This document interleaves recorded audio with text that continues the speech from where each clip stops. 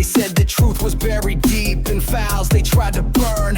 David's on the mic now, it's the people's turn. From shadow men in black to creatures in the mist, he's cracking open secrets that the government dismissed. Spooky lights above us, he's tracking every blink. Aliens, cryptids, yeah, he's making you think. With a journal full of clues and a wild-eyed hunch, he's talking ghost towns, lost time, Bigfoot's lunch. Old Dayvid don't know, but he's looking for the code on a long dark road where the weird ones go. Mics stay hot when the stories unfold, digging through the static for the truth untold. From pyramids on Mars to sounds in the night, he's chasing after whispers just beyond the light. Tinfoil hat, nah, it's a crown for the bold. Turn the dial up, these tales don't grow old.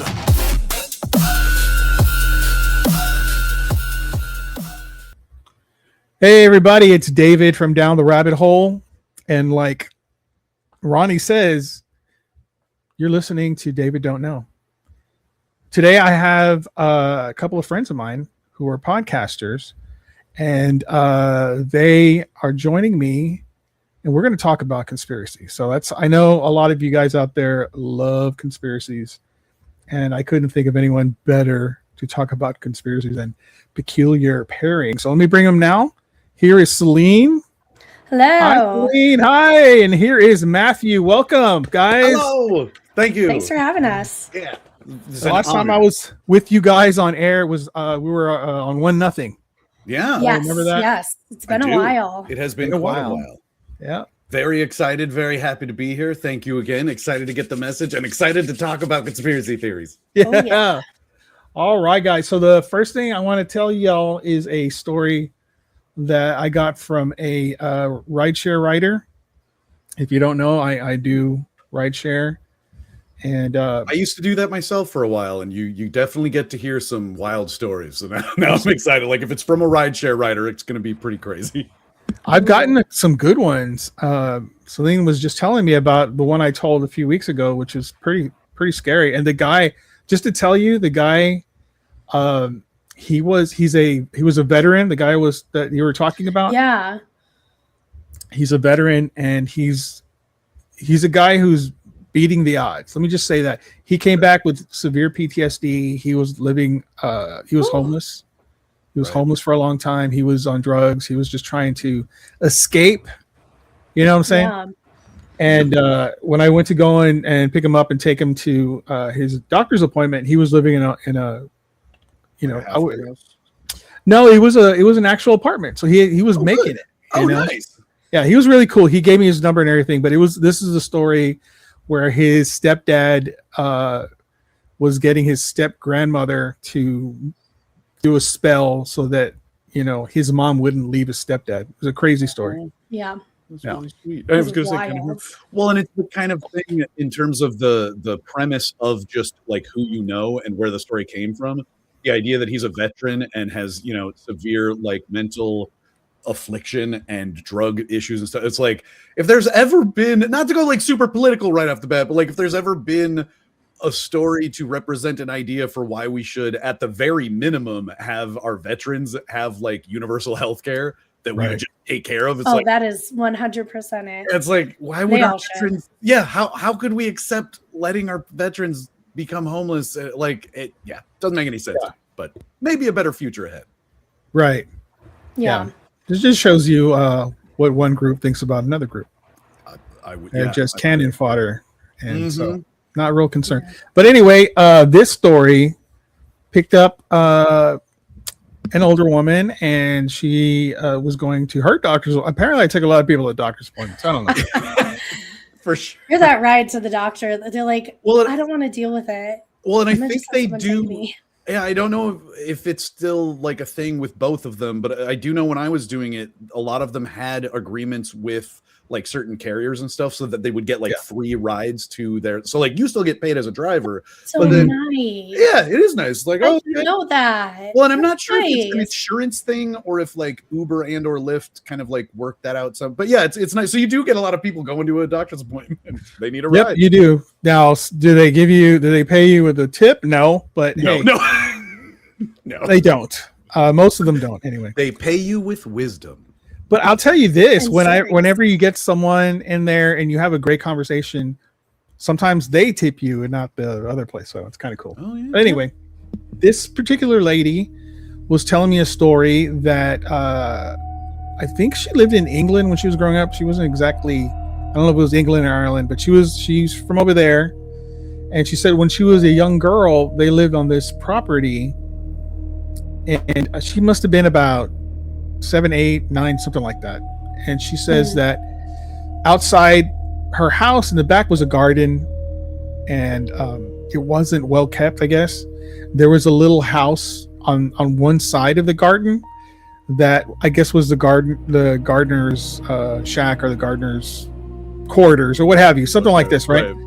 Well, she said as a little girl she would go out there and there would be a man working in the garden, and he lived in this shack, right? So she would go and talk to him, and he was really nice, and they would, all this stuff. And then one day he wasn't there, so she went to her dad and said, "Hey, Dad, what happened to the man at what happened to the gardener that lives in that shack out there?" And he says, "Who? There's no one living out there." She said, "There's a gardener. I talked to him. He lives in, Hun, no one's ever lived there, and we don't have a gardener." I was like, "What? Boo!" God. Wow. I asked her who were you talking to, and she says, "I don't know, but he never came back." Wow. But we had conversations, and I would watch him work, and he was very nice to me, and he kept me company, and it was really. He was a very sweet man, she said. Apparently, though, going back, there was a gardener who lived there before they owned that property and died. Oh, there. wow. So, yeah. So that I love that's that the story. I love that that's like a classic sort of I love it's like a classic ghost story element of like the reveal being like, well, we haven't had a gardener here for 35 years. And they're like, what? And it's like, honey, there's no gardener. And you're like, holy crap. Was that talking to? Also, like, very typical of a child to just see that as just like a regular person. Right, yeah. And have absolutely like no concept of like maybe this person should not be here. They're just like, yeah, it's just the person that gardens for us. Like, whatever. Yeah. And in the only terms of him not like supposed to be there is that she's like, he doesn't seem to be very good at his job. Like, if you guys see the garden, it looks terrible, man. Yeah, it's like he's here every day. He doesn't do a great job. Everything's unkempt. He's always carrying a trowel, but he's never using it for anything. Like, dude. Yeah, so that was great. I mean, I was like, and so how did you know he lived there? And she said I would go outside and I could see him moving around inside that little shack. The lights on, he's moving. And so, but yeah, again, it was a full-bodied person. It was like, if it's a ghost, it was a full-bodied apparition.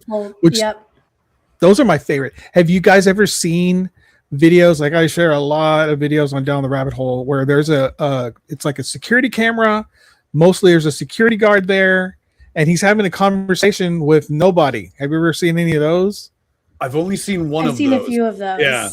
And it is freaky. That is one of the ones that, to me, as like a pretty strong skeptic, are the most convincing, because you'll see a lot of them that are like a ghostly like image going across the screen, and for the most part, you can dismiss that as like a digital like kind of overlay of like other images that are already in there, and they kind of get doubled up or whatever.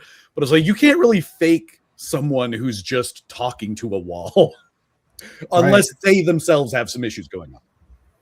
One of my favorite full-bodied apparition stories, I think I told on Dayvid Don't Know, was a man who told me that he was a security guard at a hospital. And I know the hospital. I used to deliver like kidneys and livers and stuff to that hospital when I was a courier. Whoa!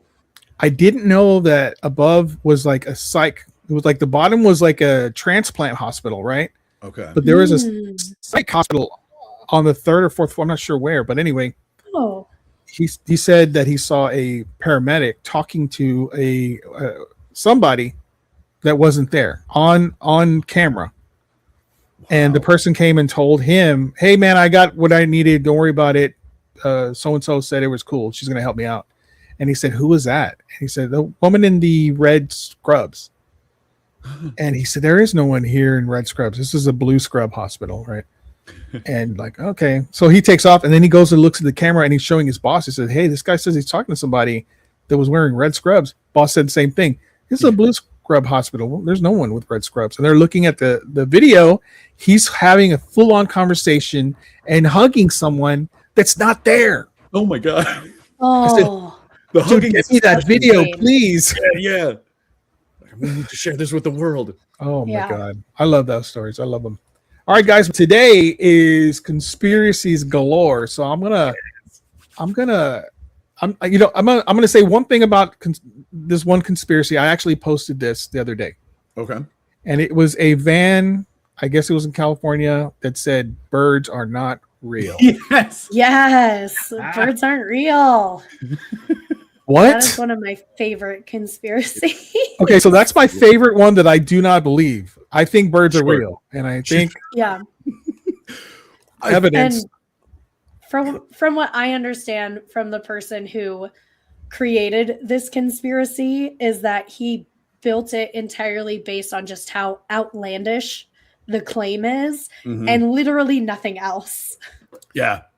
That's definitely my favorite part about, like, you shouldn't believe it. This is one of the few ones where we can basically confirm not only that Yeah. it's not true, but we know the specific origin of it. And it's like, it comes down to one dude who's still alive and you can talk to, and he's like, yeah, people are crazy. I tried to do this. Wait, what? Yeah.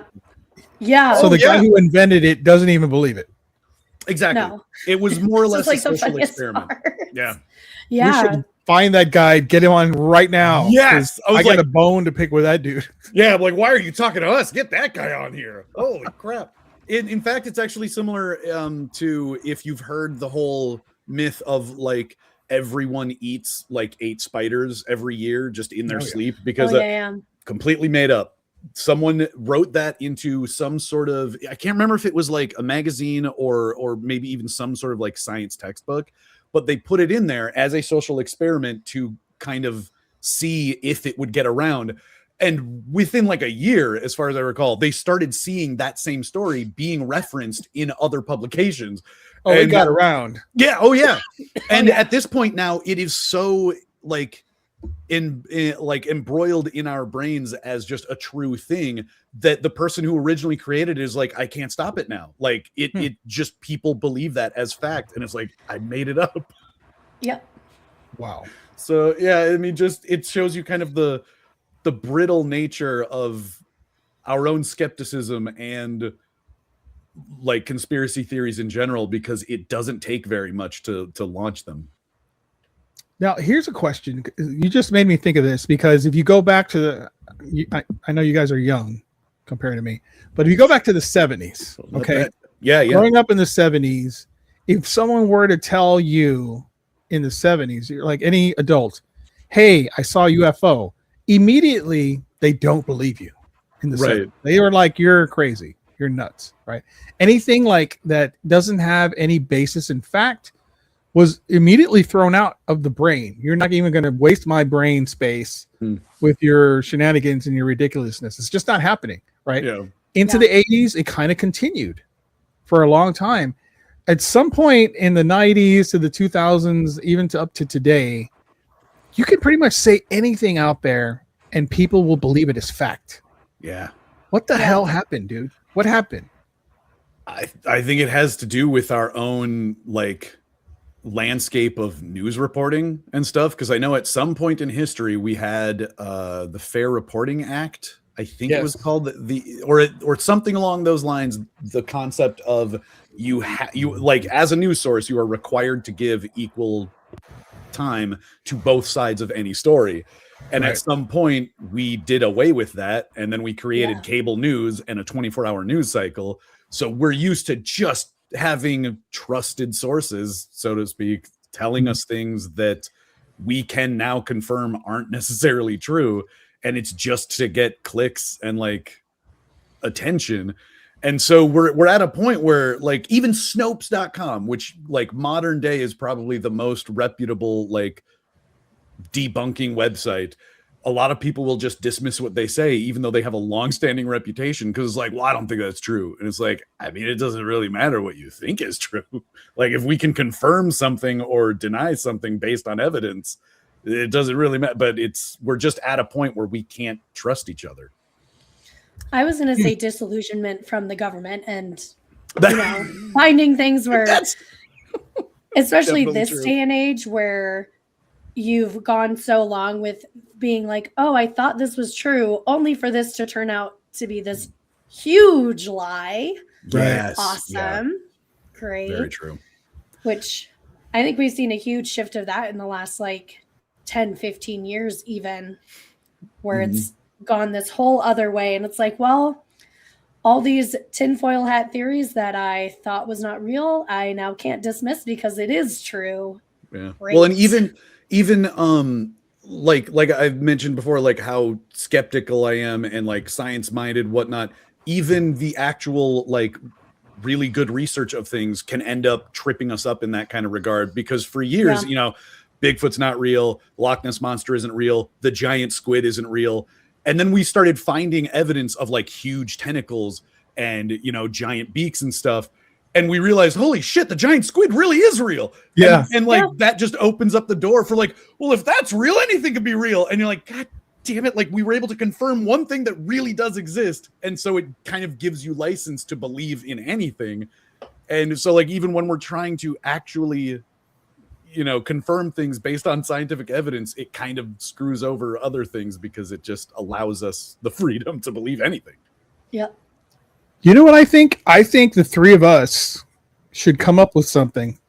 Ooh. Right? Yeah. And then let's throw it out there and see what happens. Coffee gives you cancer. Well, that's fact. You have to pick something that's not real, Matt. Come on. Well, no, but we shouldn't, because I was just cancer. Something that would affect so many people's lives that it would spread really fast. Did you hear about coffee? It's any coffee as far as I know. Yeah, no, it doesn't matter where it's grown, and just see how quickly. Then we'll be on our own podcast. No, it's just Juan Valdez coffee. That's the only coffee. It's got to be something like the spider thing. I like that because you actually think, could that be a thing? Could it happen? Right? Yeah.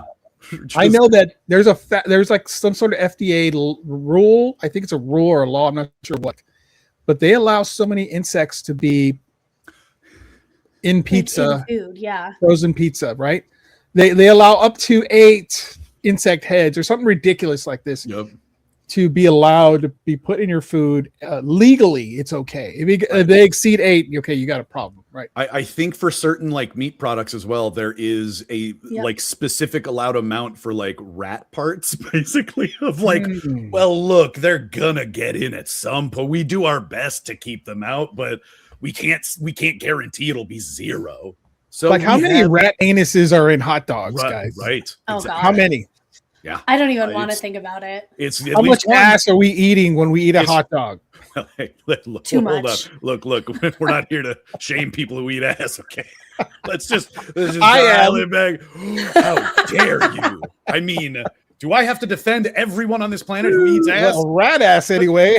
Oh, okay. I draw the line at certain asses. Yes, I will not. That's a fair point. Hard line against rat ass.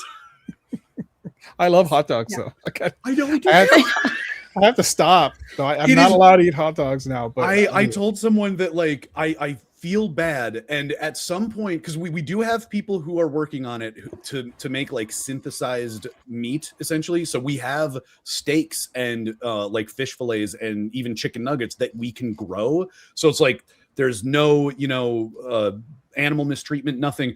It unfortunately costs an insane amount of money, but supposedly they're also really good. But what I'm getting at is I will absolutely make that switch when we can do it, because I don't want animals to suffer just for the sake of us to. Yeah. But when I first started delivering mail, the post office I was at happened to be across the street from a pork processing plant. And some of the smells that would, some of the smells that would come out of there and sounds, depending on the day, were gut-wrenching. And I'm not proud of it, but Were Wednesdays the worst? Yeah. Yeah. I think it was Wednesday. Oh man, it was terrible. I don't know why, but specifically Wednesday is when they choose to process a lot of meat. They're like, Wednesdays already suck, so let's just do the worst. Let's just make it worse. Yeah. Pork chop tastes good. Well, and bacon tastes good. Yeah. So we're like, it does. Is it horrifying enough for you to stop eating bacon? And I'm like, no. I'm like, I'm not proud of it, but I'm like, bacon's just so goddamn good. So it's a shame. I wish I could be like, my girlfriend's a pescatarian, but she still eats fish and shrimp and stuff like that. You're still, I think you're still hurting animals. But anyway, I'm not getting that debate. Meat is delicious. It is. Unfortunately, and I was raised that way. Is it my fault? Yes. No, I don't know. It's somebody. Is it my fault? Yes. At least you're taking, responsibility for it. I feel bad about it. How about that? I feel bad because cows are cute animals, pigs are cute. I mean, they're beautiful animals. I love all these animals. I'm a big animal lover, but I also love how they taste. Yeah. I'm sorry. Yeah. It is an unfortunate position we're in as not only like carnivores, but like dominating the planet.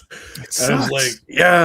And it just goes to show you how much of a driving force, not just like hunger is, but like just like flavor, like eating a really good steak. It's hard to resist. Yeah.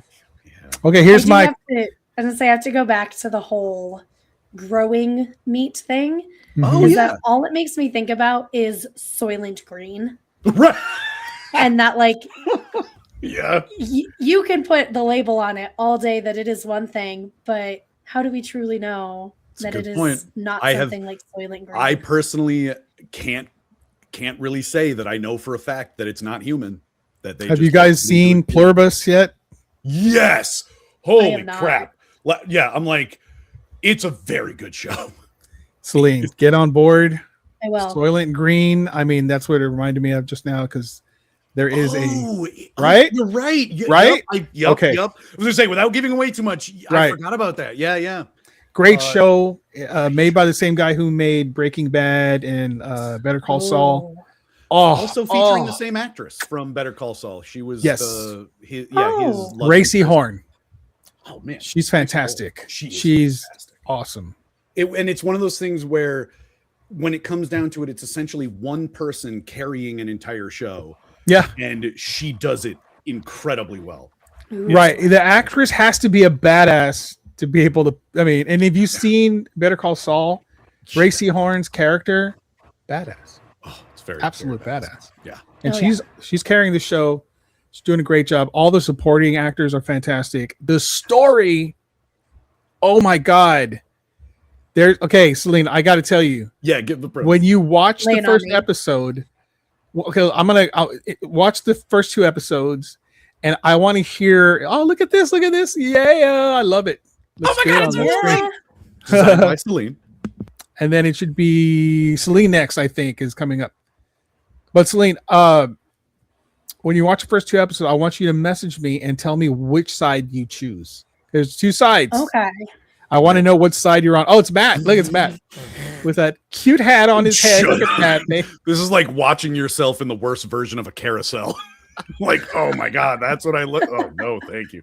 Look at the lighting in that picture. I want to go back. Oh, yay. I like that picture. Very nice. Okay. Thank you. That's a good picture. So here's my thing, guys. Tell me if you're on board with this. Here's my idea for our conspiracy. Oh, the one that we'll make up. Okay. Yeah. Okay. Because I can't have hot dogs really. I do every once in a great while, but since the last time I saw you guys, I had a massive heart attack, and hot dogs are not good for people who have heart attacks. So, and we're happy that you're here because thank you. Me too. Yeah. Is that why I would hope you were? Yeah. I would be. Let's see. It would be dead a year and 3 months if that happened. But anyway. Yeah, quantum immortality, guys. I was just gonna say, rest in peace, the Dayvid from the other timeline who didn't make it. Yes, dude. We appreciate this guy right here. He's one of you and me. Right same page. I love that. Same But, time. and there you are again. Yeah, absolutely same page. Right Look over at the that guy. shoulder. With those Look at that guy. insane eyes. Look at that. Hot dogs, guys. Hot dogs. Hot dog. I don't know if it's all hot dogs or one particular hot dog, but if you continue eating it, you turn into a zombie. And there's actually one zombie, and it was the one in Miami. He ate a specific hot dog. It was a And that's what made him eat that woman's face off, obviously. exactly. Yeah. Okay. So we've got a patient zero Yes. thing that okay, I like it. Yeah, just hot dogs in general. Yeah. Not to be confused with old fashioned like wieners. Those are different. Yeah, no, not. Funny I name, mean, but- can you imagine? That would be all blowjobs would stop. We can't do that. You can't have that. No. We can't have that stuff. No. I don't think we're talking about the same kind of wiener. I'm talking about like natural pig casing with like. There you go. That's Okay, thinking yeah, of like that's- a traditional German bratwurst. Yeah. Okay, yeah. I mean, that's not what I'm thinking about now, but like. That's what it was thinking. All right, guys, put that in there in the ether and throw it out into the world. Let's see what happens. Let's see what comes back. Hot dogs will make you a zombie. Yeah, I there's really do proof. like that. There's proof. And that's All all right. you have to say. There's proof. Go check it out. And then So even the if they bird can't thing- find it, You it's gotta do that like it's the conspiracy that they won't let you know. So that's why it Right. works. Yeah. You don't That's want why us it to- works because people Exactly, hear it and they're like, Yep. and there's like a little tangible, like there was a guy who ate someone's face Right. Yep. and then they shut him Absolutely. up and he's gone. No one knows. He was a homeless guy or whatever. No one knows. Yeah. It's crazy. So it works. It works. It works. Yeah. Let's see. All right, everybody who's listening out there, does that sound reasonable? Do you believe that? Let Would us you believe know. We want Yeah. to know. Yeah. And if you're on board, keep it going. that? Yeah, Just spread it out. Spin that shit around. Cut up parts of the audio in this to make it sound like we're really selling this and like you heard it here Exactly. first. Yeah. So I posted that it was just a picture of a van that said birds aren't real and a dude like, I don't know, prison style in the front of the van, like Yep. kind of kneeling down, another dude on top with a bullhorn or whatever, and another guy inside. And it actually says it. And so I got kind of like not hate mail, but like hate comments about it Yeah. because people believe that. Yeah. Seriously. They Mhm. seriously believe it. Yeah, I And, saw Yeah. some of the posts on there, and it is wild. And it's like you can look there again. It's amazing how conspiracy theories like kind of penetrate your mind because you can find interviews of this guy specifically talking about the first time it came out, when he did it, why he did it, and Yep. whether I can't remember whether or not he regrets it, but like I don't think he does. I don't think he does. Let's be honest. I don't think he does. He's like got Sure me doesn't in sound here. like he does. No. I'm gonna feel bad if this spreads and becomes a thing. I'm gonna feel bad I little don't bit. think you have to feel bad. It's a already out there. little bit, just a a tiny little- bit. Or do you mean the hot dog one? The hot dog one. If that spreads, Oh, okay. Yeah, that starts right here. So I see. yeah, I'm worried. I'll be worried. First of all, I think it would work because that's the Good. way people think it. You put it on a TikTok, forget about it. It's all over the place, right? We're just asking for better, higher quality hot dogs, really. Exactly. Yes. That's all No we're rat asking ass, please. Leave the rat ass out of the You're gonna hot dogs. It's gonna start getting labels on like bologna and hot dog things that say now with absolutely 0% rat ass. Like, we've done it. It's certified. We're cleared. Yeah. Oh shit. Oh my god. You know what would be hilarious though? Let's say they do that. They go to the end of the line and make sure no rat ass gets into the hot dog, right? Yeah. And then it's like, okay, now here are the first packages, and it tastes like shit. It tastes horrible. Oh, Wouldn't that be a weird That fucking would- thing? And now suddenly That would there's a be- rat ass lobby of like put rat ass back in hot dog. All your congressmen, make sure Yeah. because Make rat ass sure. is delicious, yo. Apparently, I didn't know this. It's delicious. we will see what happens when the time comes. Yeah. Well, I I'll don't think be- they're ever taking the rat ass out. I'll become a lobbyist and I'll have like a slogan that's like Matt Sass says rat ass. Or something like doesn't even need to make sense. Just like signs everywhere and t-shirts and like Oh, Matt, you Yeah. were made for this, big dog. You know that you were made for this we're stuff. just spreading conspiracy theory. Holy shit! All right, guys, give me some others that you guys have talked about. Oh, my favorite, near and dear to my heart, is of course the DIA conspiracy theory. DIA. Ooh. The Denver International Airport conspiracy. Oh, I like that one. It's so crazy. That one is my favorite. I love all of the signage they put up because, of course, they're still doing construction. Yeah. It's just, it never ends over there. There's always something. Yeah, that definitely doesn't help in terms of like trying to prove that there is, because it's like, why would it always be under construction, you guys? It's like, well, and their signs are like new baggage claim or new secret tunnels. That's my favorite thing about it is the idea that they lean into it. Are there secret tunnels? Oh my god! I mean, we're not going to tell you. Mm-hmm. You have to lean into it. You gotta wait and see. I would love for them to like, that I don't know if it was LiDAR or whatever. So there's a guy who created a special kind of ground penetrating radar type thing Mm-hmm. in Egypt right now. Egypt? What's that? Is that the same guy who used it in Egypt on like one of the pyramids and it like Yes. was so much farther than we originally thought it did? Yes. Well, I picked up this guy a week ago, maybe almost a week and a half ago. He was going to Egypt and he's going to meet with like this major Egyptologist guy. I think I knew his name, but he told me the name and I was like, that sounds like this guy. Like he was the main guy down there, right? Yeah. And then he talked about that guy, and I'm of a certain age where information goes into my brain and then goes right out. Like if I see a commercial on Twix or something, and everything that was I just remember just goes right the fuck out. And he was talking about the guy who created that. He's going to be there because they're going. Him and his scientist buddies and this guy and the Egyptologist are going under the pyramid. Ooh, Yes. that is so cool. And he's getting back in 2 weeks. I think we're getting close. I gave him my information. I said, I need you when you get back. I need you to call me, please. And he says, I'll go further. Not only will I call you, I'm going to get this scientist and this scientist. They have a podcast. I'm going to get them on your show with me. Shut up. And we're going to talk about it. And I was like, dude, that's Oh my God. please. Yes. God. So if we can get that kind of Bring that over to DIA. yes, Oh yeah. that's what Daddy's talking about. Daddy wants to see under the place. You know what I mean? I have to see because there is stuff down there, right? They went below. Yeah.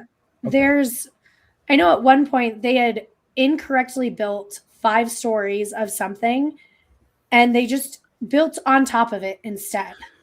Okay. Do you remember you talking about So that? and there's so many different things going on there. And I know specifically with their current projects, they've had to expand the budget a few times with just the current construction, let alone like the first time the construction project cost over like $8.6 billion in today's money. Yeah.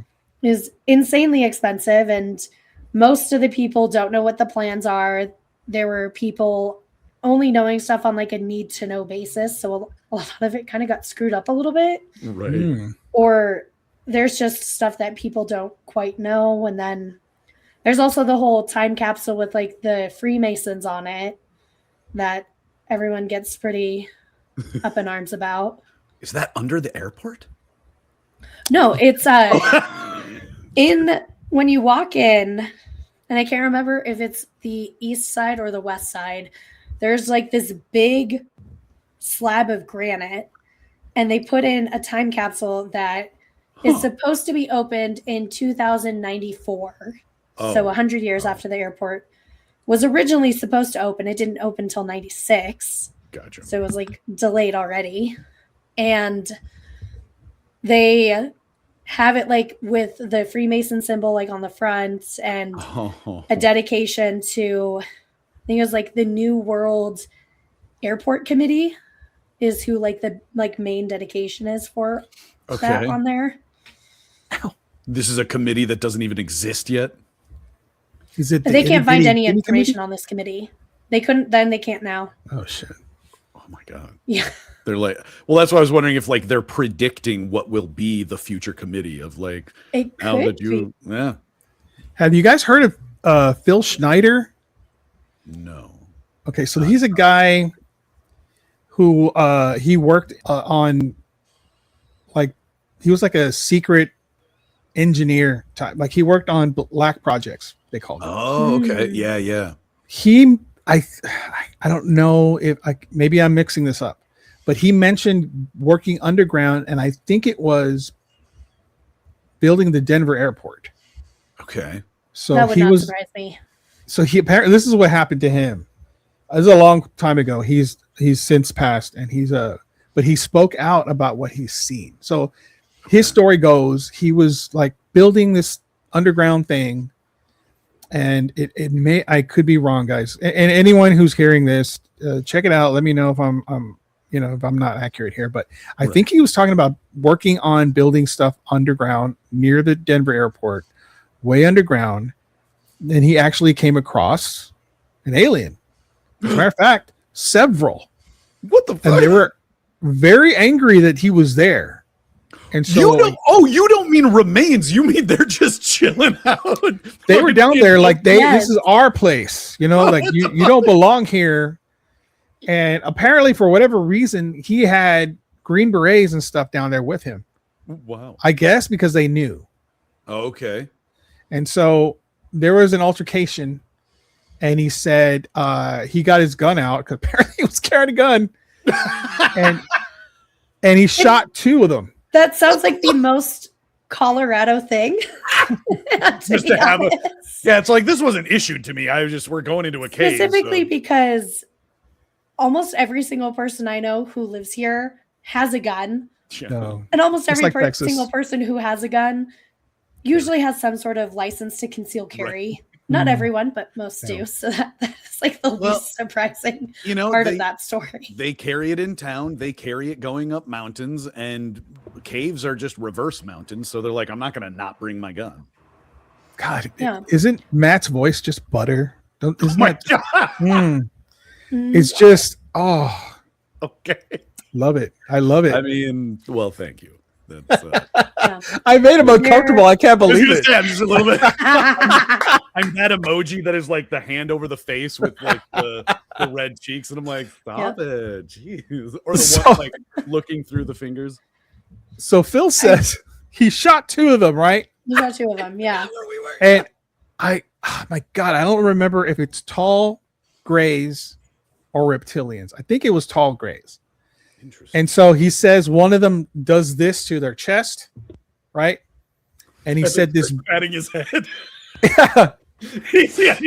He does this, and a blue energy, like a blue pulse, shoots out of him and hits Phil right in the chest.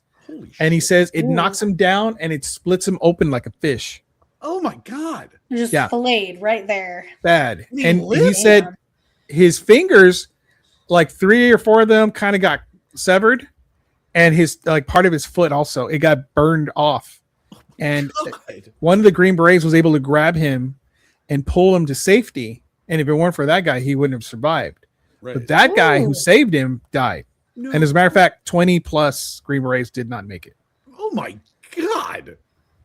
He got up, emergency room, barely survived. And when he would go and speak, right, at these UFO conventions and whatnot, and he would tell you with his fingers cut off, and he would like explain what went down and what he believed and all this stuff. And he'd been threatened, and Men in Black came to visit him, all this stuff. Right.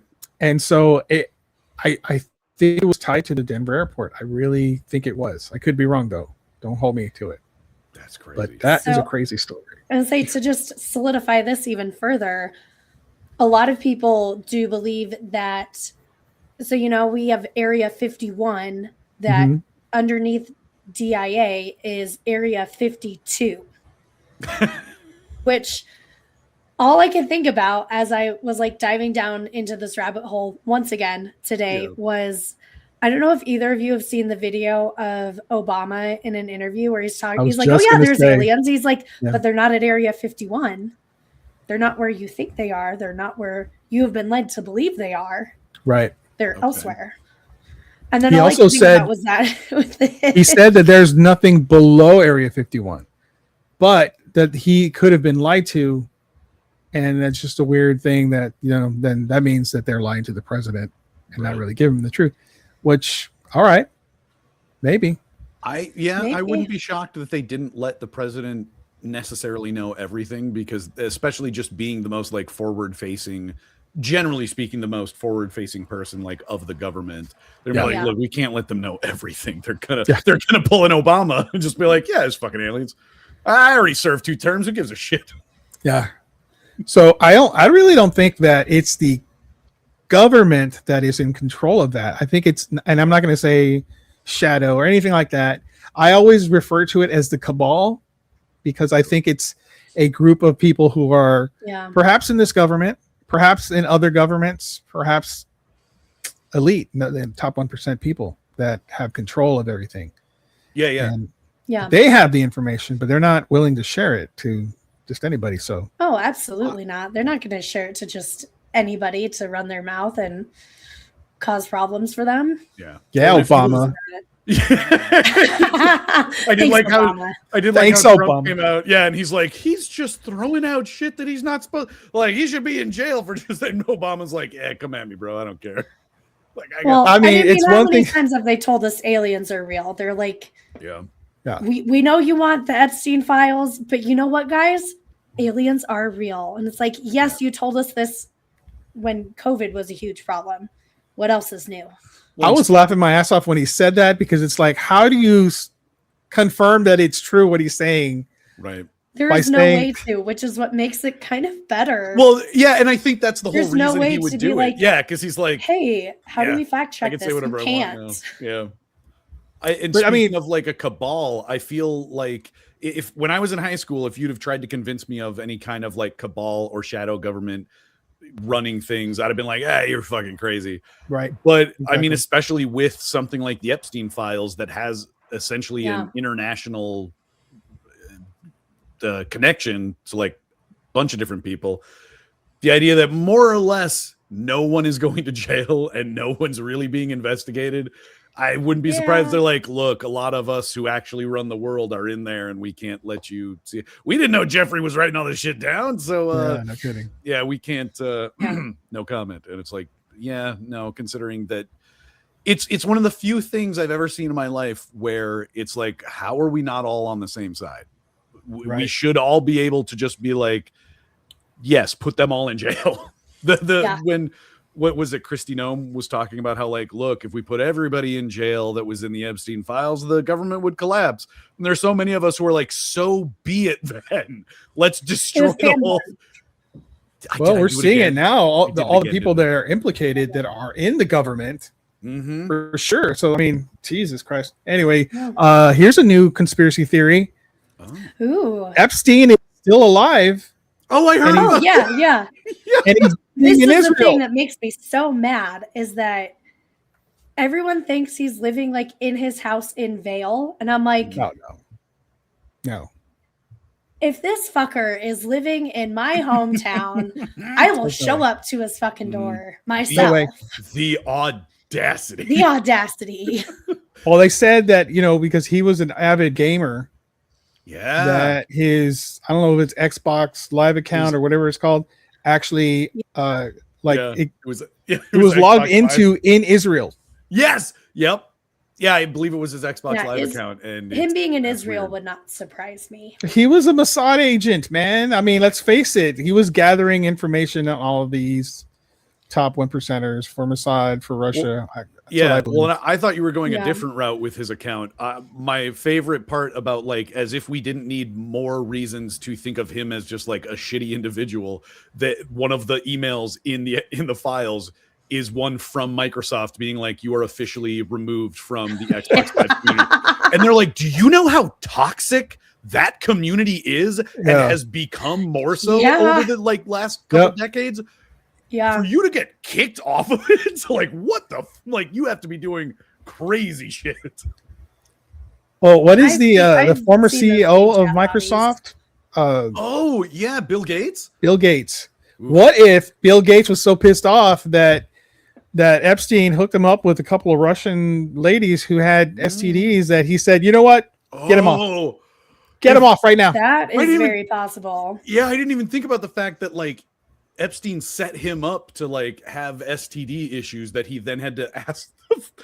That one I had to look up. The idea that he's like asking Epstein to give his wife like the treatments, and it's like, dude, what? Covertly. Like, yeah. First of all, aren't you the one who's in the best position to do that? Like, and of all people, you're asking Epstein like that. Because that's just a weird thing of like, why would Epstein be in a position to do that? Like, how deep connected to some of these people? That one really blew my mind. It just shows that he didn't want to sleep with his wife, which is unfortunate. Well, yeah. It's just sad. For her. I wouldn't believe that he's alive. I would not believe if they didn't have missing data from a camera when he hung himself and they moved him out. And there's another piece of evidence that was something like he had his gallbladder removed or something to do with prostate or something. I can't remember exactly what it was, but the person that they checked afterwards had that, whatever was removed. I hadn't heard that one before. The person who died or the person that they examined they were like doing the autopsy had that he doesn't have. Man. I think he could have just like put one back in when he was in prison, you know, like right. I'm sure someone shoved it in there. That's my conspiracy theory. I'm pretty sure he talk about rat ass. I mean, good God. Horrible human being, man. And if he's still alive, I got the spleen out of a hot dog. Oh, this is right in there. Yeah. It's more tasty like that. I don't know why. Put enough hot dogs together, it makes a human spleen. Yeah, the one that gets me with Epstein with his death is the post-mortem photos and how those just aren't right. Oh, I've never looked at them. Oh, me neither. Let me tell you. Are they messed up? Fuck. I am just fascinated by this. And Lauren the Mortician, she's on Instagram. She went through like a whole analysis of these photos and was talking about how in post-mortem you don't have muscle tone in your face. So what often happens, unless a mortician or someone is in there like preparing someone like for a funeral and like gluing your mouth shut and stuff like that, your mouth will hang open after death. Right. And in every single photo, his mouth is closed. She's like, that's not a normal thing. No, that just doesn't happen. Because presumably the autopsy would be well before any kind of like body prep for a funeral or burial or things. Okay. Absolutely.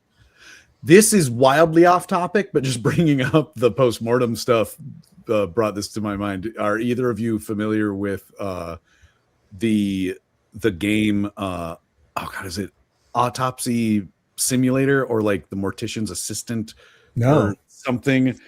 You might really like it. It's the Surgeon Simulator one. It's slightly different. This one is completely horror based, where you are taking the night shift at a mortician's office and they will just bring in bodies, and some of them are haunted. And so as you're like doing all of the work that you need to do, there will be like shadows on the walls and like disembodied voices and stuff.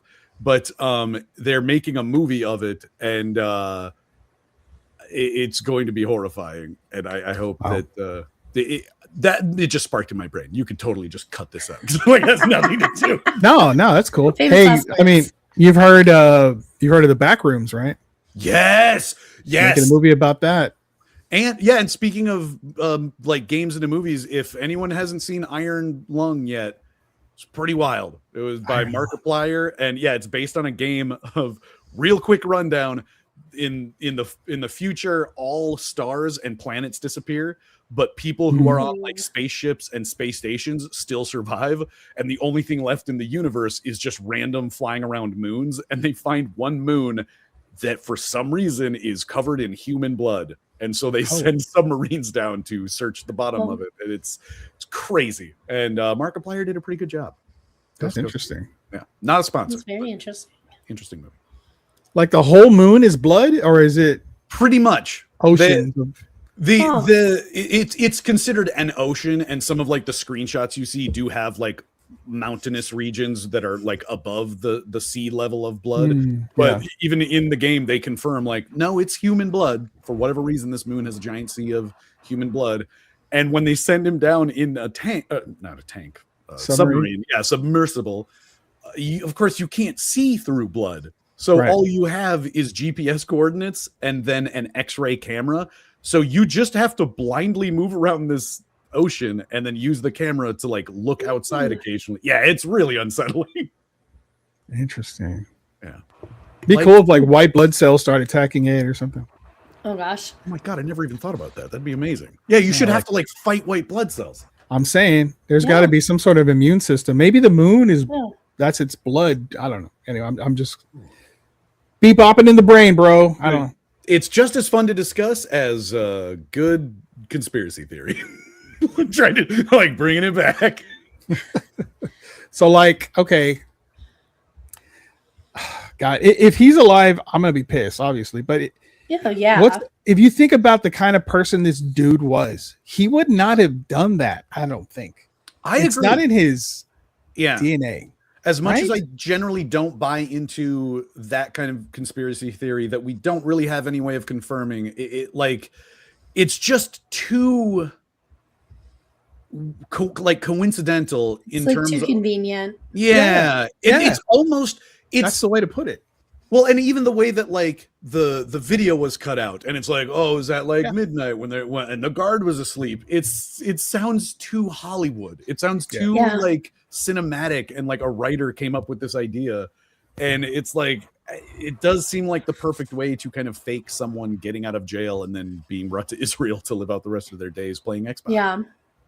Or the alternative is Blaine has been switched, and that like she's up in like Canada. Oh. Interesting. Because the person that they did send like stuff with recently in court like does not even look like the same person. Like a lot of the facial features are off, like the jawline and the nose structure. And like the eyelids. So you're talking about the one that's in the Club Fed currently is not her, right? Oh wow. Yeah. Okay. Interesting. Why did she even get moved there to begin with? That's what I don't get. Well, that kind of comes back to the whole cabal thing. Like, shouldn't we all be on board that, like, she's one of the worst humans we all know exists right now on the planet? Oh, yeah. Like, why would anyone bother fucking making, comforting deals with her? Like, that doesn't make any sense. It doesn't. No, it doesn't. But the alternative of him being alive is he actually dead? I don't think he did it to himself, if that's the case, because this dude got everything handed to him on a silver platter. He got whatever he wanted. He wouldn't do this. So if he didn't do it, that means someone else did. Yeah. If he's dead. To be fair, I think it's more likely that he was murdered and they're covering that up. But I would not be super shocked if we someday found out that he was still alive. Fucking Hitler. I am more surprised that he wasn't murdered by another inmate. Right. Yeah. Well, and that shocked me more than anything. Yeah. I think that was part of the whole thing is that he finagled it to not be in, or wait, didn't he? Now I'm thinking back that like at some point he asked to be in general population, but I might be thinking about somebody else. Asked for it and they denied him. But really, yeah, because he can't do it to himself. He figured someone would do it to him. I don't know. Interesting. Yeah, because I forgot about that. It's the whole thing is crazy. He wouldn't have made it in general pop. He would not have made it. No, for sure. Well, and that's why, maybe you would have been shanked in the hallway. Oh yeah. He either had a plan with someone in Gen Pop that like he needed to be there for, or like that was his end goal was like I can't be in prison, so just put me in Gen Pop and let someone take care of me. But someone got to him anyway, whether he's living free now or not. Well, fuck that Buto. He deserves whatever he got, except being happy in Israel with little girls. Fuck him. Jesus. Yeah, fuck that guy. Fuck anyone involved with all that shit. He deserves anything but happiness. Yeah, for sure. All right, what else we got? I'm not sure how we transition from that. We stirred that shit. We stirred it up a little bit, man. Guys, there's a lot in there. Ugh, gross. Scraping the bottom of the barrel. Yeah, I feel like I need a shower and a hot dog or something. Yeah, man, shower dog's so good. At the same time, right? Shower and having a hot. Yeah. And I don't mean cooked. Oh. I mean just out of the bag. You get in the shower. You get in a nice warm shower. You hold it under hot water. Good God, my friend, that sounds delicious, doesn't it? Yeah, a little cold beer. So, mine. I will go to my personal favorite one that I cannot get enough of. Talk about my peculiar pairings. Holy shit! Oh, I'm sorry. Go ahead. Oh my God, we should have you like do the planning for that. Fuck, that's brilliant.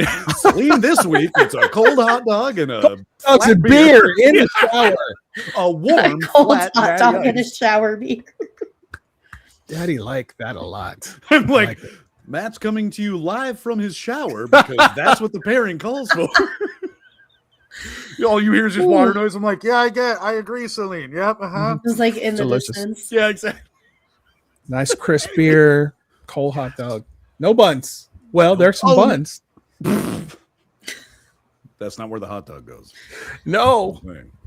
My personal favorite is Flat Earth.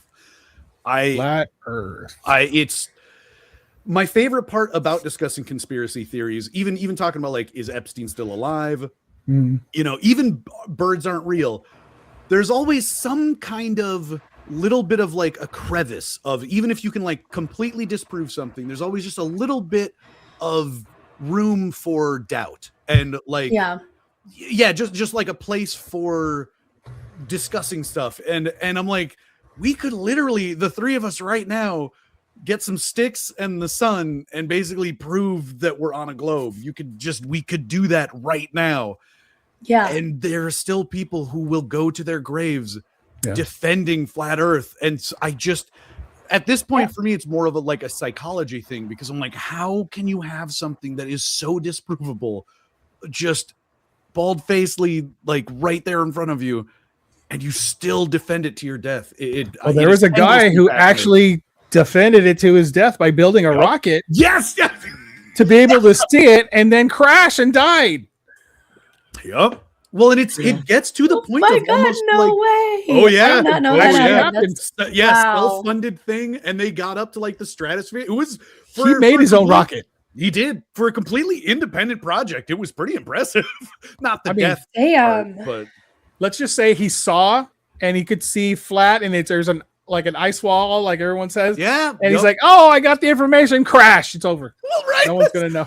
Well, and it's a conspiracy within a conspiracy, because that's what some people think are like, he did see, the ice wall, but the government can't let him. They can't let him share that. Yeah, exactly. Oh my God. He saw a sphere just like every other picture we've ever seen from space. And I know people are going to say, well, the moon pictures are not real because the moon landing never happened, right? So yes. But I mean, we do have do you guys think that the Voyagers are real? I do. Voyager 1 and Voyager 2? Yeah. They've been one was out in the 70s, right? And I mean, there's a picture it sent back as we got past Saturn. I think it was Saturn. It passed Saturn. It sent a picture back of this pale blue dot. Yeah. Tiny little. It's a sphere, man. I mean, that's what I think. I mean, I understand people want to believe what they want to believe.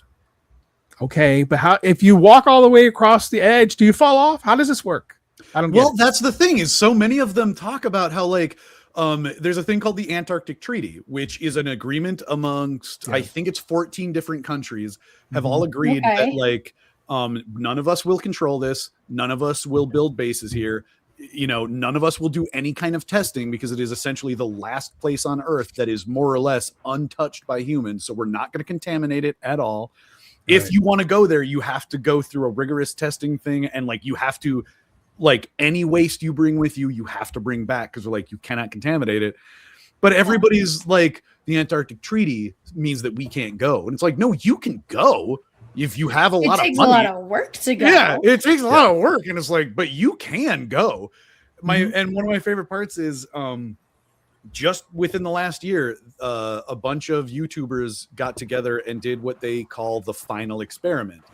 There was this relatively famous and apparently very rich pastor who is I don't really even have a hand in this fight at all. And he's but I do believe the earth is round. And he's so I will personally finance, I think it was 2 very prominent flat earthers and then 2 fairly prominent, like round earth, so to speak, YouTubers. They're like, we're going to go to the South Pole. We're going to set up a bunch of cameras and we're going to let them run. And it's at the point where Antarctica is tilted towards the sun. So it's 24-hour daylight. And they're like, if the earth were a disc, you basically couldn't have this happen. Like the way that they explain how we have night and day, it would be impossible for you to be on the South Pole and see a 24-hour earth. It's impossible. And so they're like, so we're going to go down there and this will demonstrate that at the very least, we are on something that is spinning in a way that we can see the entire sun, or we can see the sun throughout the sky for 24 hours straight. And they went and they did it. And basically all of them they brought their own cameras. So you've got all of these different cameras for YouTubers going 24/7, and they're all synced to the sun. So you can go on YouTube right now and watch their footage. And generally speaking, the wider community of flat earthers are just like, well, it was green screen. They were on a soundstage.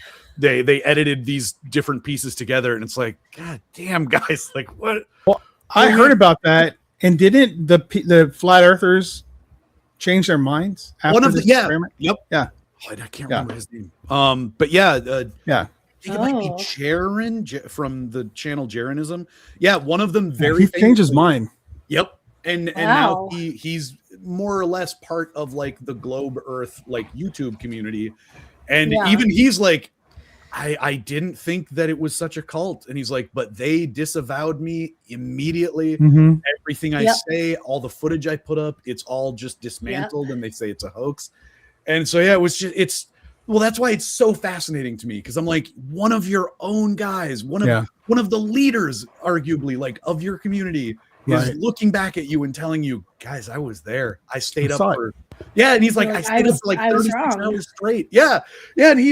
And everybody else is like, dude, that takes a lot of guts to like an integrity to be one of the leaders of this community, have a YouTube like career based on all of this that is your main income. Right. And you are still willing to stand by what you saw and be like, it's a sphere and completely disowned by his own community. It fascinates me endlessly. Oh, can't get enough. But I have to respect someone who believes one thing and then looks to the evidence and then sees the evidence and says, okay, reasonably, I'm wrong. Yeah. A person who can admit that is quite a human being, in my opinion. Absolutely. Because I say this, I'm not a huge religious person. The way I view God and all that is different than everyone, I guess, else basically in the world. But if Jesus were to come down, which he's supposed to make an appearance next year, 2027, do Project Bluebeam, which is another conspiracy theory. He's supposed to make an appearance in Project Bluebeam. But if he did come down onto the earth and said, I'm real, and I saw him do this, and I can touch him, he's real, and he has the holes and all this, and I will have to change my opinion. Yeah. Because now I've seen it fact with my own eyes, and he's blessed me and all that. You know, I guess you're okay, Dave. Straighten out though. You know what I'm saying? Okay. I do love the fact that Jesus is just like, I guess you're okay. Yes, you're okay. I haven't been paying that much attention, but all right. The way you treated that one girl was not cool, bro. You know, this kind of thing. You stole her ice cream and she wanted chocolate, but you ate the chocolate. It's not cool, bro. But not cool. I'm sad. But anyway, I'm just saying, I think I would have to change my whole thinking, my whole system, and understand that I guess this is the right way, you know. Sure. Until that day happens, I'm going to go on with what I think or what I believe or what I've read and the evidence I've gathered and the information I feel that relates to me, even though I was raised Catholic, like devout, strict Catholic. Right. And when I grew up and I started to think for myself and I started to read books and I started to look at the history and see there's a lot that doesn't match up. There's a lot that's not. Yeah. You look at the stories in the Bible, and not all the stories are in the Bible, and not all the stories are what they were when they first became stories are different. Yeah. Edited. Well, and for me, I also grew up Catholic and am now an atheist. And I had two kind of points of like deconversion, and one was kind of what you were talking about, like a lot of the stories. Well, I had like kids based like storybooks from the Bible. And when you're a child, you're reading this like 20, maybe 30 page kind of picture book that goes into all this detail about like Moses and like Noah built an ark and he brought all the animals. And then when you grow up and you're trying to study the Bible more, you're figuring your own stuff out. The whole story of Noah, if I remember correctly, and depending on the version and the type font, whatever, it's like one page. And you're like, well, when I was a kid, I had a whole slew of books about Noah. And you're like, just objectively, like these books that I grew up with have to be lying, because the book that people point to is not what these books say. Yeah. And so that kind of always rubbed me the wrong way. But my kind of original point of deconversion was, I think I was in like middle school, and I used to go to after school Bible study, like religious education. And I don't remember how we got on the topic, because I think us at this age, probably around like 10 or so, we got onto we might have been talking about Mary Magdalene, and we got on the topic of like prostitution. And some of us kept going back and forth with our teachers of like, okay, we understand that like your body is a temple, you're supposed to treat it, you know, with grace and whatever. But like, you know, if you don't have any way to feed yourself, you've got starving kids, God will understand, right? And they're like, if you sell your body, you go to hell. I'm like, well, wait, but I don't think you understand what we're saying. We mean like, for whatever reason, you have no other way to make money and you have starving children. Yeah. And like you've gone to the church, they gave you nothing. Now you have nothing to do, and this is your only option. And they're like, yeah. And it eventually came down to, no, it's better for you and your children to die. Starve and die. Yeah. And I'm like, oh, well, then even if there is like a God and an afterlife, and like, even if there is religion that is real, I'm done with Catholicism. Because I'm like, if that's who I'm worshiping, that would rather have someone and their children die through starvation, I'm like, I'm done. I can't do it. It's a rough one.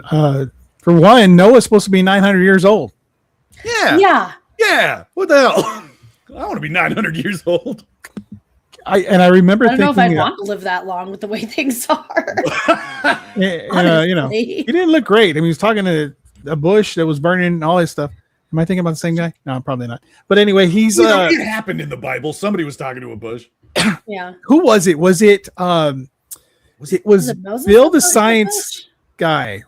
Bill Nye the Science Guy. Do you remember that? Had a debate. He had a debate with some religious guy who has. Yeah. Do you know what I'm talking about? Yes, yeah. It's one of the only televised debates that Bill Nye did, and yeah. And he mopped the floor with this poor guy. Yeah. He mopped the floor with this guy because the guy had like if I'm not mistaken, I can't remember his name, but he has an actual ark, like a museum. Yes, I think you might be thinking of Kent Hovind. Might be him. Yeah, he has the I believe it's called the Young Earth Creationist. Yes, that sounds about right. Yeah, I think that's what. Like I said, I watched too many of these videos. I'm like, I should know this off the top of my head. The Young Earth Creationist Museum, I think, is what it's called, and it shows, like you said, it's built in the style of the Ark, and they, looked at the cubits or whatever as described in the Bible, and so they made this entire museum to what they believe would be the structure of the Ark, and it's like, if you look up pictures or videos, it is impressive. It looks really cool. It's huge, and it just looks amazing. And it's like, guys, I still don't think this would hold a pair of every creature on the planet. I'm like, I don't know what to tell you. It still doesn't look big enough. Well, one of Bill's arguments were, it kind of struck me, because he says, okay, let's say that's true. Let's say they got them all on the boat. All right. Yeah. And let's say it's supposed to be somewhere near Egypt where it lands. Okay. Mm-hmm. Now let's say, the flood goes away and they're able to come out. And if this is a true thing, then you would see koala making their migration to Australia, and you would find bodies or skeletons of koala all the way down, and you don't. Yep. Right. You would find elephants and lions and what have going down to Africa, and you don't see any of that. So that dispels your whole theory. It throws it all out because, and he's got a point, unless they created a helicopter and started dropping them off. Right. I mean, there's no other explanation. Really. Yeah, and not to mention that like the kind of common viewpoint of like ethnicity and stuff was that Noah was like more or less a European white dude, and either way, if he had very dark skin, it ended up being him, his wife, and then I believe 2 sons and like their wives. Mm-hmm. So 6 people within roughly I think it's like 2,000 years would have had to get to 8 billion people on the planet, maybe 7.5 billion, whatever we are now. And it's like, guys, it's just, I mean, the DNA combinations alone wouldn't explain our ability to look and be this different in different parts of the planet. Like, it's impossible. Right. Yeah. And just a quick update. I did look it up. It was not Ken Hovind, Ken Ham. Ken Ham. There you go. Ham. I remember thinking, oh my God, everything he says sounds like Ham. He lost that argument. I felt so bad for him because he was ill-equipped to handle that. Yeah. And the guy just brought science, even though I don't think, if I'm not mistaken, I'm not sure that Bill Nye the Science Guy even has a degree. No, he does. But he does. A lot of people bring this against him too, because it's like he's not even a real scientist. And it's like, okay, the term scientist can be applied in a certain way. He is, if I'm not mistaken, he's not a doctorate of anything. I believe he has a master's in engineering, and he has worked on I don't know if it's NASA projects, but he has worked on a lot of like space-based products or projects, and he good enough for me. Yeah, I'm like, you got a love for science, and that's your thing. That is good enough for me. Well, and I will point out too, I recently listened to like some backstory about him. I think the thing that is very derailing is he used to be a comedian, like a stand-up comedian, and do improv when he was in college. Yep. So people are like, "Were you gonna believe a comedian or someone who like talks to God?" And it's like, well, I mean, I'll believe a comedian probably more than any of these religious guys. It doesn't change the fact that he also got a master's degree in engineering. Like, who's that dude out of Houston that has that big old hotel? Hotel. What am I talking? Big old church. It's a massive church, huh? Oh, Joel Osteen. Osteen. Okay. Question. Yeah. You have Osteen over here. You got Dave Chappelle. They start talking about who are you going to believe? You're going to believe. Who are you going to trust? You know, I'm this 100% going to trust Dave Chappelle over Joel Osteen. I mean, right? I don't know. Have you seen Dave Osteen's plane? I mean, that's pretty impressive. Like when you've got, he's a man of God. He needs to be able to fly around the world in like a $3 million jet. You know, I don't know, guys. That jet's pretty impressive. I have a story about that guy. My dad used to be. Really? My dad used to drive limos. Like he retired. He was a postman like you. Nice. And he retired. And so after he retired, he figured, I'm going to take this limo job or whatever. One of the guys was this guy. Wow. Picks him up, takes him to he was going to speak at some auditorium. I'm not sure where. Oh, okay. The instructions were drop him off in the back, no matter what he tells you. Oh, okay. Drop him off in the back because, you know, he needs to go through the entrance or whatever, the back entrance. Okay. So he's driving and Joel's really nice to him. And then he tells him, I need you to drop me off in the front. And he said, sir, they told me specifically to drop you off in the back. No. I want you to drop me off in the front. Just go ahead and do that. Don't worry about it. I got to handle whatever. Okay. So are you sure? Because I was instructed to take you. He goes, no, take me in the front, blah, blah, blah, this and that. Sir, they use words no matter what he says. Like, I'm pretty sure I'm supposed to take you to the back. No, take me to the front. Okay. And he was very insistent. He was getting a little upset, but he finally said, okay, no, sure, whatever you want. You're the Osteen. I'll take he dropped him off in the front. He gets out and immediately he's mobbed by people. Yeah. Right. And he's shaking hands and he takes off. Well, he gets a call much, much later that Joel Osteen was very upset because he had dropped him off in the front. And he did not want that. And he wanted to make sure that my dad got in trouble for doing that. Wow. Oh. Wow, what a dick. He's a dick. Okay. He's a dick. Yes. But my dad's boss was like, "Don't worry about it, man. These people are like that. They're like that." Yeah. Yeah, I'm sure he told you to do that just to say that he can get you in trouble. I'm so sorry. Don't worry about it. Wow. Yeah. But he was trying to get my dad fired from his Sure. job. Well, and I feel like that's another thing that blows my mind about some people who like worship billionaires and people in our government and stuff. It's like, guys, they really don't care about you. They do not give a shit about you. They don't know who you are, and they don't care that you're living paycheck to paycheck. They don't. Well, I just recently heard you saying that. It makes me think of, and I'm not going to say the name or who he is or whatever, but he was asked, "Are you concerned with," because there's word that there are sleeper cells, Iranian sleeper cells in the United States. Oh my God. And they asked him, the leader of everything, said, "Are you concerned that these sleeper cells are going to activate and probably hurt Americans?" And he said, "No, I'm not concerned. I'm not worried about it." Sure. Wow. Okay. Yeah. From the mouth. He said it. He doesn't, because why should he? He's rich. Yeah. He don't care about you people, man. No. So few people have to die. We're in a conflict. That's the way it is. I just keep thinking of the clip of him being like, "A few people will die. That's the price I'm willing to pay." Yeah. And everyone just clips it with Lord Farquaad from Shrek being like, "Some of you may die." Yes. And that's okay with me. And like, that is a sacrifice I'm willing to make. Yeah. Yep. And that's just rich people, man. That's just the top 1%. I mean, why should they care? They have everything they need. They're not concerned with you because they're more concerned with building that wealth and continue to stockpile that wealth. Other humans are nothing more than a resource and or an obstacle.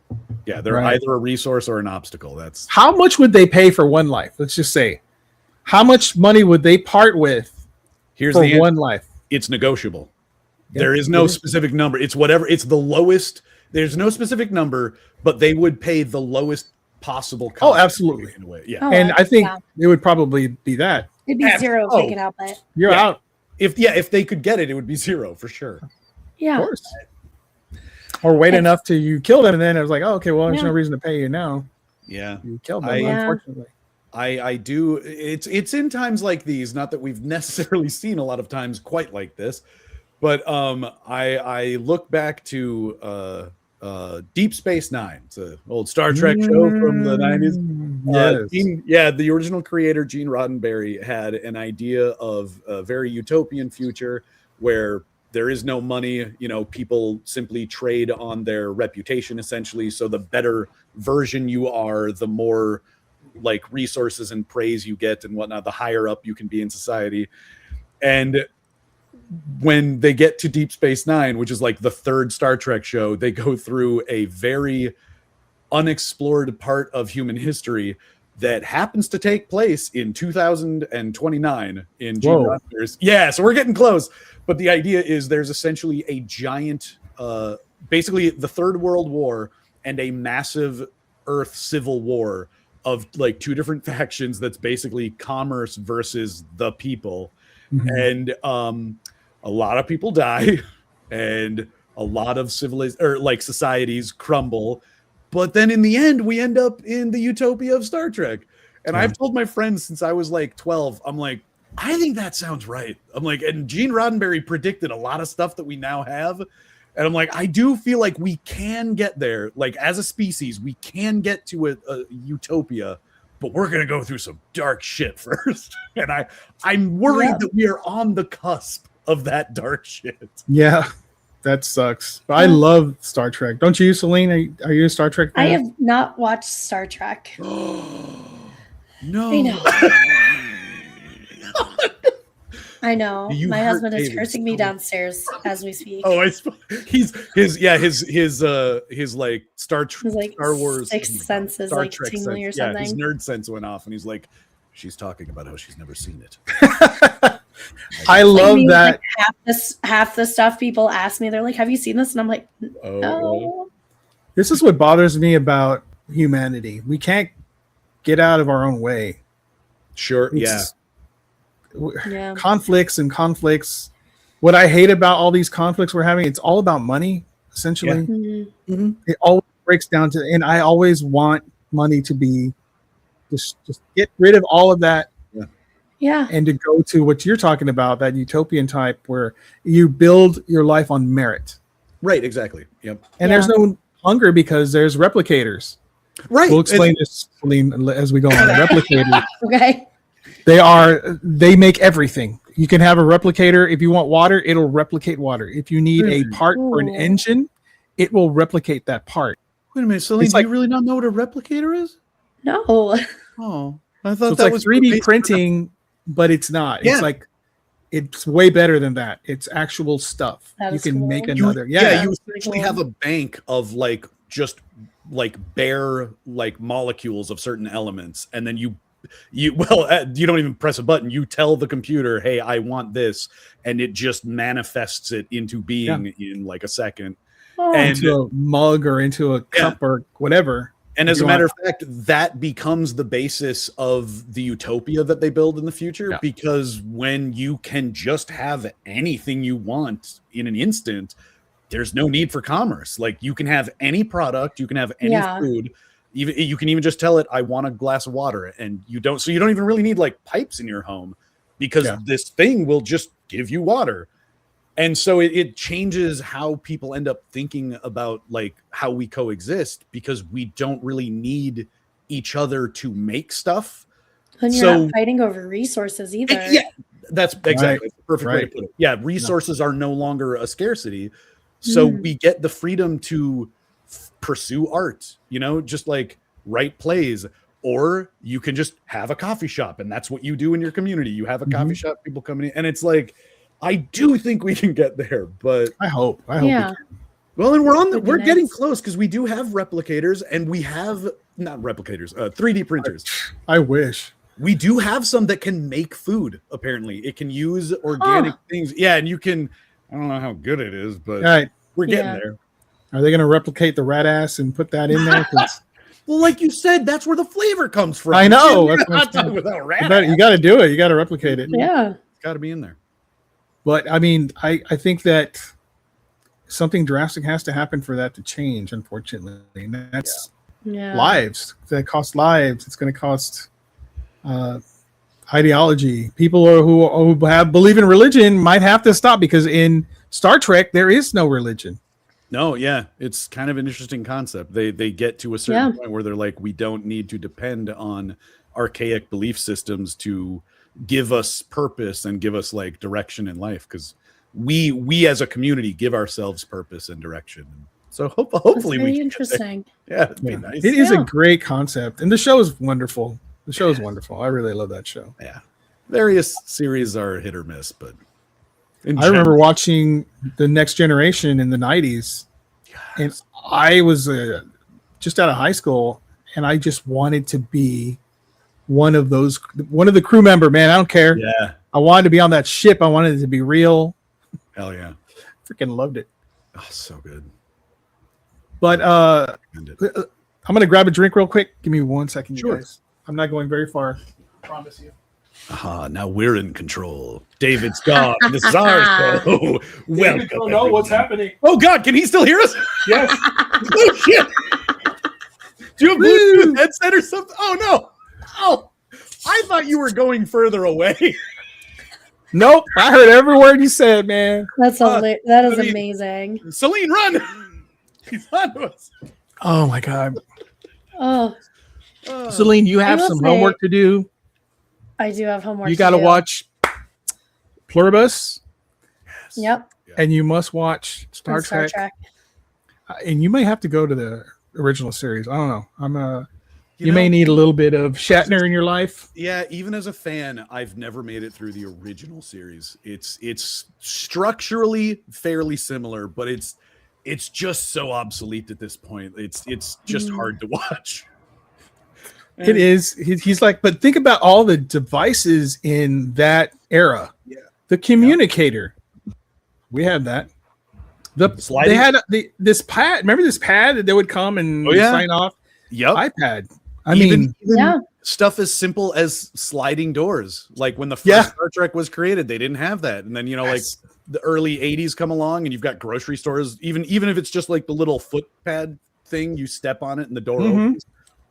Sliding doors. It's like nobody would have thought that we'd have that, and there you go. And now we have, now we have motion controlled ones, so like you don't even need the like pad on the floor. It senses you there, and it just opens for you like a good door.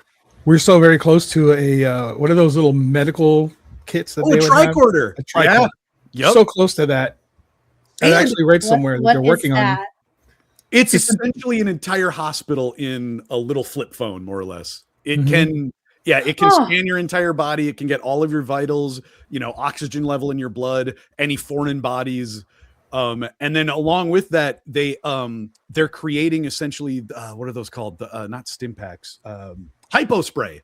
Yes. So instead of having a needle that penetrates your skin, it's this tiny little thing that shoots out. Yeah, and apparently they're developing those. We have certain like beta testing things that it uses such like small molecules. It will just go through your skin and into your bloodstream. And it's like, so brilliant. Shit. Yeah. So brilliant. It is so brilliant. And so many people are going to revolt against it too. Oh, yeah. Well, and the whole plan is like, then we don't need needles. Like, we don't have to worry so much about like contaminations and stuff because it just goes right from here into your skin. But, yeah, absolutely. I mean, people will be like, not in my world. Then you get into the whole thing with like, I know this comes up with like a lot of like the ancestry DNA kits where it's like, well, I don't want them having X, Y, and Z information on me because then I'm going to be denied like healthcare coverage because I'm more predisposed to X, Y, and Z. Whether or not I develop it is like the questionable part, which that's a whole other rabbit hole. And it kind of starts bridging the line between just what do they call them? Designer babies versus like full on. Oh my God, my whole brain is. This is like eugenics. Thank you. Yeah, eugenics. Yep. And it's like, would you do that, Matt? Would you change some of your DNA before you were born? If you could go back in time? I my own. Yeah. Honestly, I don't think so. Mine's pretty fucking solid. I would. I have this spine thing. Basically, what's happening is the vertebrae, there's a disc and a vertebrae and a disc and a vertebrae. It's like compressing. It's compressing to the point that it's squeezing out the disc and it's fusing. So slowly it's happening throughout my spine. Okay. And if I could go back in time and tweak my DNA so that wouldn't happen, totally would do it. Yeah. I totally would do it because I loved being taller. It actually, I'm shorter now as a result. I suppose if it's compressing. It's actually very common for that to happen. That's like one of the more common spinal issues that people will have. Daddy don't like. Let me tell you. The wonderful thing is it doesn't hurt, which is that's great. Well, that's good. I know. I love that. I look weird walking. Like if you see me, you're gonna be like, "Oh, poor old man." But if you see me sitting down, I was like, "Well." All right. So what this really comes down to is you're just sick of being shorter than you used to be. Yes, that's not a good look, man. I'm telling you, just talking about like I want to be taller. Yeah. I don't want to be Wemby or anything like that, but I want to be back to my normal height. That was a 5'7.5", 5'8". Okay. I'm still short, but I'm shorter than that now. You know what I'm saying? Oh, I see. Yeah. It's like I'd rather be 6'1", to be honest. That's exactly how tall I am. Oh, I switch you. I was just saying, I feel like an asshole now. I also have like slipped disc issues. So, man, that's not fun. No, it's not. I was gonna say I'm playing it off as a joke, but it sucks. It is amazing how debilitating it can be. And I watched a thing about it might have had Bill Nye, but it was a couple scientists talking about how I wonder why we have back problems, because if you look at our evolutionary trajectory, our spines haven't really changed much, but in the past they were molded towards walking on all fours. And when you think of what the spinal cord is, it's like taking a clothesline, and it's like, when it's horizontal and you put clothes on it, it can hold a lot of weight and they can sway in the breeze and they take all the stress. Now imagine taking that clothesline and making it vertical. and it's like it's not gonna hold shit. And like, so we're dealing with the same spine and spinal cord that we had from our ancestors who walked on all fours, and it's not suited to like standing up straight. So it doesn't make or it's not shocking that we have so many like spine issues. Could we fix that with That's a good question. DNA type of tampering?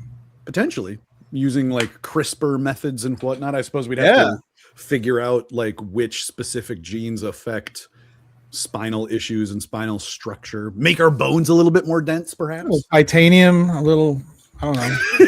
I don't know if we can just like modify DNA into becoming Wolverine. I mean, even he had friggin', adamantium literally. That's who, I don't know if you can see, but that's who that is, right? Yeah. Dude, that's sick. Yeah, the guy who makes this does a great job. I love these little light boxes. Oh, I didn't realize. Yeah, they're all the same thing. That's badass. Mm-hmm. I think that's from the Wolverine. I think. I know you can't tell, but that's actually Gene Wilder. That's Evil Dead 2. He's just his face is hidden by the Evil Dead guy. Oh, right. There's Fright Night right here. That's cool. And then behind that, I think is that's The Exorcist. And that little light is Punk. In the bottom, the purple one. Yeah. Yeah. I love these lights. That's awesome. Those are cool. All right, guys. I have this thing I like to call the 6 questions. Yes. And we have reached that moment to ask you the 6 questions. Are you guys ready for that? I don't know. I'm ready. Okay. I'm a little nervous, but I'll so Celine's ready. I'm going to ask her question 1, Ah. and then I'm going to go question 1 to you, Matthew. Okay. Okay. All right. It's just unfair. What we're going to do is we're going to switch back and forth because it's unfair. I'm going to ask Celine, and then Matt's going to be like, I'm coming up with an answer. That's not cool. Yeah. Oh, I see. Okay. Gotcha. We'll go back and forth. Here we go. Question number 1. This is the 6 questions peculiar pairing style. First question is going to be a question specifically for you guys. 5 questions after that, I ask everybody. Okay. So Got it. all right. Cool. Here we go. Question number 1, Celine. Where do you see yourself in 2030? 2031. Oh, 2031. 2031. 5 years Gosh. 5 years from now. I feel like that is a very hard one. It is. The biggest thing I currently see for myself. Look at Matt. Look at Matt thinking. He's thinking. Do you see it? He's coming up with something. Shut up! I'm not I cheating. can see his brain just. It's like. I'm like, I have to come up with something good. I'm sorry, Celine. Go ahead. The biggest thing I do see for myself personally is chasing around a little 4-year-olds, since that is currently actively in the works. For anyone who does not already know, I'm expecting a baby in September. What? Yeah. So Congrats. that is like my big thing is whatever this child has me doing in 4 to 5 years from now. Matt, did you know Which that? will probably be a lot of running around with them and my nephews. I'm making more of. I did already technically know because okay. On our show, so we had to. What I didn't know was that we're at the point where like it's open knowledge, and that's exciting. Yes, it is. It is open knowledge now. Breaking news on Dayvid Don't Know. Yeah, well, because we haven't talked. Yeah, it really is. We have not talked about this on our show yet. Boy or girl? Do we know? No idea yet. Won't know for too early to tell. Well, congratulations. Yeah. Thank you. Wonderful news. I'm so happy to hear that. Yay. Yes, Hopefully 4-year-old. Matt and I will still be having our show. I mean, that was pretty much going to be my answer. He's stuck with me for kind of like, a while. So. Well, yeah, I'm like, how the fuck am I supposed to follow that? I'm having a child. Matt, where do you see yourself in 5 years? Playing Borderlands. Drunk. 5? Yeah. Borderlands 5. Yeah, Borderlands 4 is pretty What good. are we, March? Yeah, I'll be drunk. Yeah, probably. I'll be drunk off of a different kind of beer. Well, the question goes to you now, Matt. Where do you see yourself in 2031? Well, I am going to kind of ride her answer a little bit. I would like to hope that we're still doing this, and I'd like to think that we could grow a little bit more. And, we know this guy who's letting us on his podcast who just hit a certain milestone or two on his Instagram and YouTube. Is I'm hoping that maybe we get a little bump. Your fans follow us. Absolutely. Anyone who follows me and listens to this show, you need to go and follow these guys. Their podcast is amazing. Plus, they get to pair some weird ass shit together. Some of them are really weird. Usually Matt has no idea the context when picking the pairing, which is what makes it more fun. Yeah, it's so much fun. I love that show, guys. You're amazing. I love you guys. Yes, I hope in 5 years, I hope it's still going. What episode number are you at to right now? Oh yeah. I just published 124. Nice. This is a number 25 of my show. Oh, just nice. Started. Woo! Yeah, 25. I'm growing. That's a number. Yeah. But yeah, thanks, Matt. I mean, by the time this airs, I'm across the 1 million mark on followers for all of my socials for all down the rabbit hole. Hell yeah! Which is it was the goal. That's a hard fought goal. Yeah. I think last time we talked, I was like 50,000 or something like that, which is still impressive. It's still pretty damn good. But yeah, in a relatively short amount of time, that's a hell of a growth spurt. Yeah, I feel very lucky, very fortunate. But the secret is, I tell everybody the secret: just do it every single day, multiple times a day. That's it. Yeah, it takes commitment, without a doubt. The online like YouTube influencer kind of sphere is a busy one. You've got to keep up. Yeah. Number 2. Yes, sir. So sorry, and we're going to Matt this time. Okay. What was that? Excuse me. You get to ask the creator one question about anything, and the creator, God, Allah, whoever you want, whoever you think is the creator. One question. What would that question be? I'm going to steal a sort of spiritually a question from what is his name? For anyone who's familiar with a bit of Fry and Laurie. Damn it. Hold on, I have to get his name right. He's a very good comedian gentleman. Stephen Fry. There we go. For God's sake. Oh, okay. Yeah, he was once asked this question by an interviewer, and I would ask them, what is childhood leukemia all about? What is the purpose of that? I mean that very seriously. Like, why? If we suppose, and I mean that's kind of what led me, or the sort of thing that led me down my road of lack of faith is just like I can't do it. What is the purpose of having a child suffer like that? And this supposed sense of like there's a plan, and I'm like, if there is, I'd love an explanation.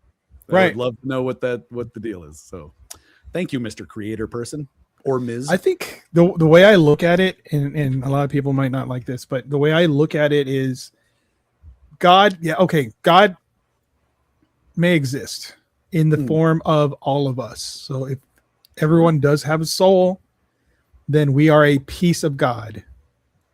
If you think about when you're born, think about the ocean, right? And imagine a drop leaving the ocean, a drop of water. That is your soul being born. And when it comes back and lands back with the water, that's when you pass away and you come back to God, essentially. That's the way I look at it. I've always looked at it. Well, it's been a long time since an entire lifetime in a single drop of water. That's right. Poetic. I like it that way. I hope it's that way. Plus, also, if you think about like, I also think about this place called the Source, which is where our souls go. Okay. We get to choose our lives. So if you happen to choose a short one, you might have leukemia.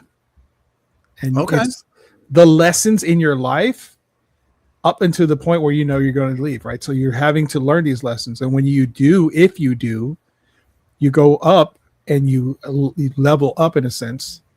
If you don't, you come back and try again. And that's kind of what I kind of believe. That's just so it's kind of like a cyclical reincarnation.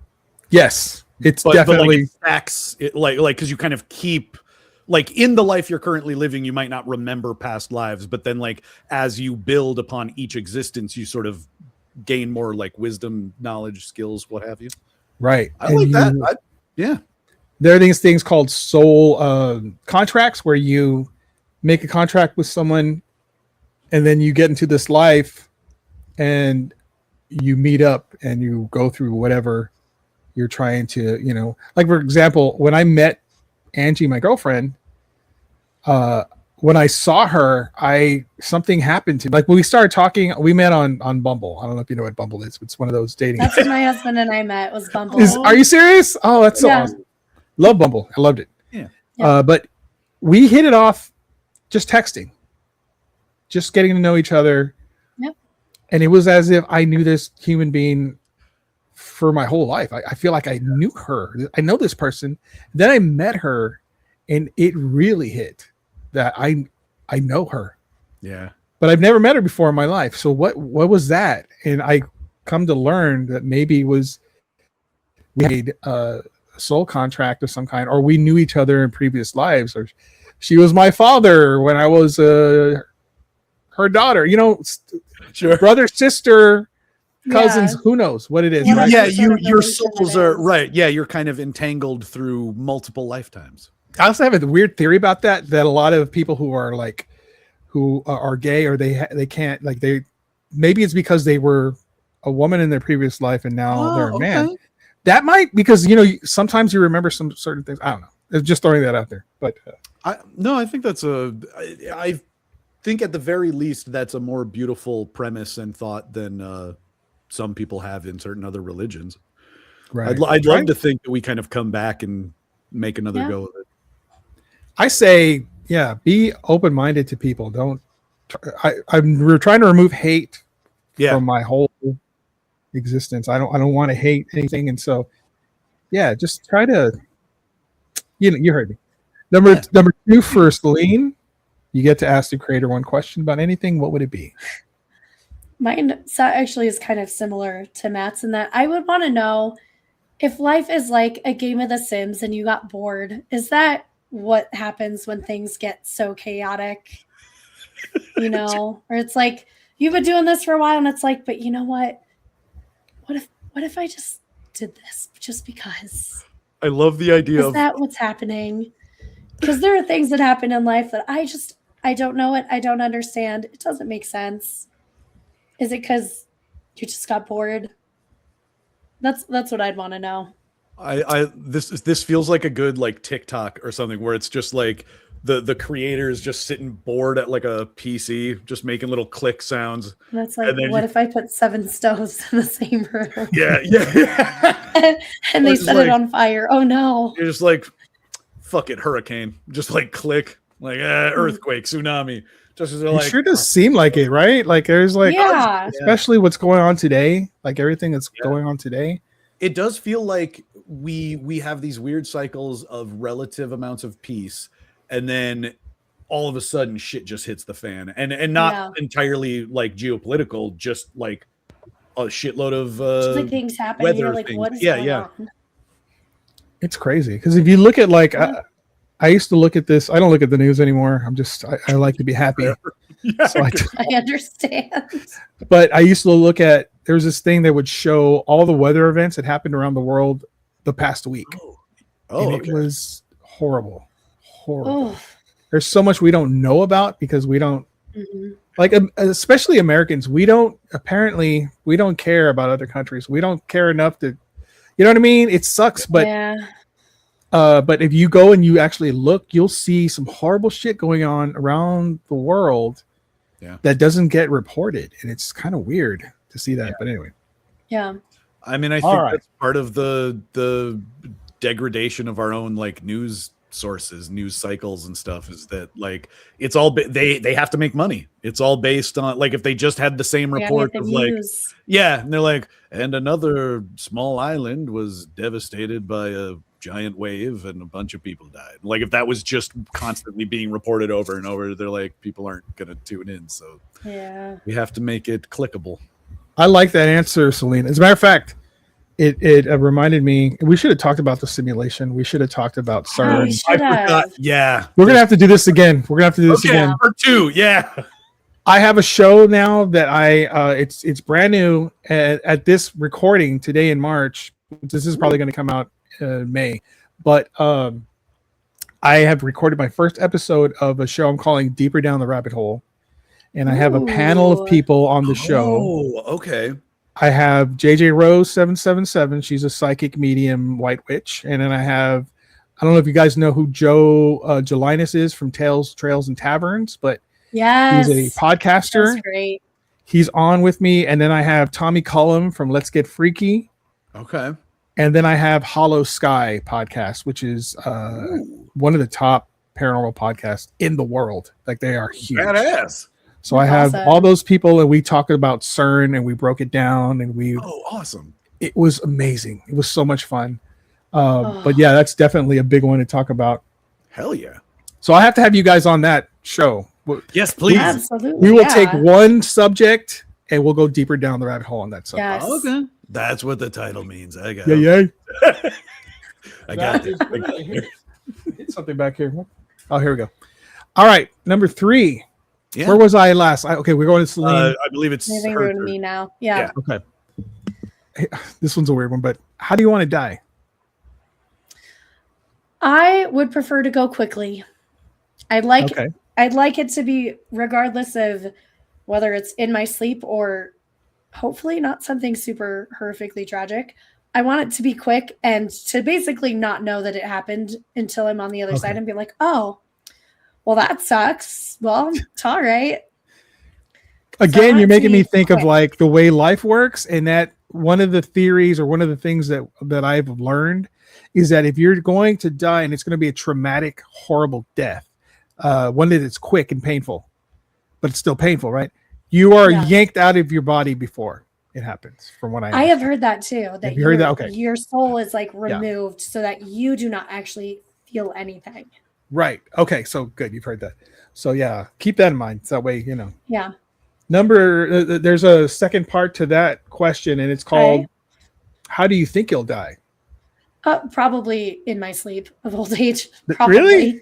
Okay. Yeah. That's nice. That would be lovely. To Those me, are that nice just answers. makes the most sense. Is I feel like that's probably what will happen. Sure. Matthew, my friend, Yes. how do you want to die? I'll ride her answer again a little bit in the sense that, like, if I weren't going to be conscious of it, I would want it to just be as quick and painless as possible. But hypothetically, if somehow I ended up in a situation where it's like, you know, you're going to die, you're going to be conscious while it happens, what would you want it to be? I would like to be shot into a black hole. Oh, I would want my last moments to be like seeing what is beyond the closest thing we know to a like current physical veil of our universe. I'm like, I want to, if I can't go out in my sleep, then I want to go into the weirdest, deepest, darkest hole that there is. No innuendo intended.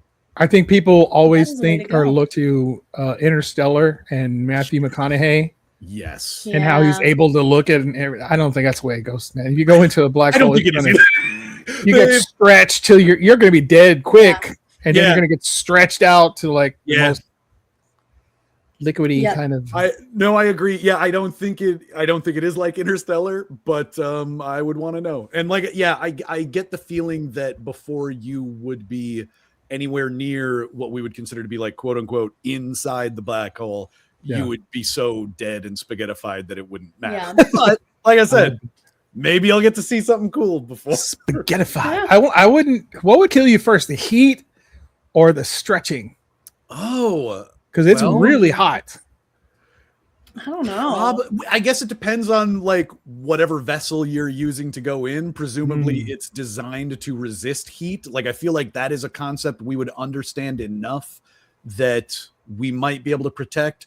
I think the incredible gravity is something we just wouldn't be able to defend against, like, at all. For sure. Yeah. So I feel like, assuming we had an understanding of just how hot it would be, we could defend against it.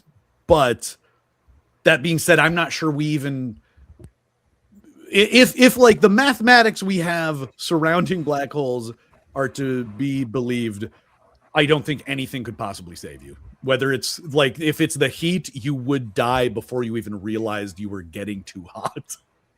One of my favorite theories, though, is that you can actually go through one into another universe. Yeah. I do like that theory. I think that like would that. be really cool. And there again, would be- supposedly our mathematics does support that, at least as a possibility. And they've even theorized things called white holes that are essentially the opposite side of black holes. Crap. Yeah. Because we supposedly, it's part of like That's insane. dark energy. Yeah. My understanding is that it's part of like dark energy and what is keeping the universe expanding. And so like white holes could be a thing. Like, so anything that goes into a black hole comes out. Yeah. And part of that radiation helps keep the universe expanding. So we'll see. I like that. I bet if you go through one, you can't ever go back. Like, that's once you go through one universe, you kiss that one goodbye. Yeah. Well, and they've even theorized that if white holes actually do exist, it's a one-way trip. Like there's a whole point of the fact that the black hole is sucking in energy and the white hole would be continuously pushing it out. So once you go through, you're done. Like maybe you could find another black hole on the other side that is a white hole back to us, but without any science to actually demonstrate. A lot of holes and sucking talk. I'm not really sure. Yeah, colored holes. Yeah. Second part of that question, Matt, how do you think you'll die? Boy, that is a good question. I don't know if I've ever really contemplated how I think I will actually die. Knowing myself, I will probably, I think I have considering that I'm careful enough, I think I will make it to a reasonably old age between 70 and like 85. But knowing how my brain is now, I get the feeling that I would end up on like a dream of like a lifelong trip that I've always wanted to do. And I will have forgotten a absolutely vital medication or something. And fuck. And I'm hoping it wouldn't be painful, but I'll just be like, oh no. And then I'm like, we got to get to a pharmacy or something. And they're like, sorry, you're in like the deep, jungle area. We don't have anything here. And then I'm like, crap. Well, goodbye, everybody. Yeah. I don't mean for it to sound sad, but I just feel like it'll be some dumb mistake. And that will be the culmination of my life of like, makes sense. That's not sad. Okay, good. I'll go out the way I lived, which is sounds reasonable. I mean, by the time you're 70, Amazon's going to be able to go everywhere. It's probably not even going to be. Yeah. By the time you're 70, they may have replicators wherever you are, so it don't matter. Yeah. I mean, by the time I was going to say, we're either going to be in that utopia I was hoping for, or Amazon will just own everything. And I mean, they have a pharmacy now. I think you're right. Yeah, they do. Yeah, it's way cheaper too, from what I understand. Oh, that's nice. All right, Matt, number 4. Yes, sir. What is the strangest paranormal experience you've ever had, or if you don't have one, what's the strangest moment of your life? So either one. Ooh. Huh. I'm going to have to think about the second one. I don't know. Yeah, you can either one. If you have a paranormal one, let's hear it.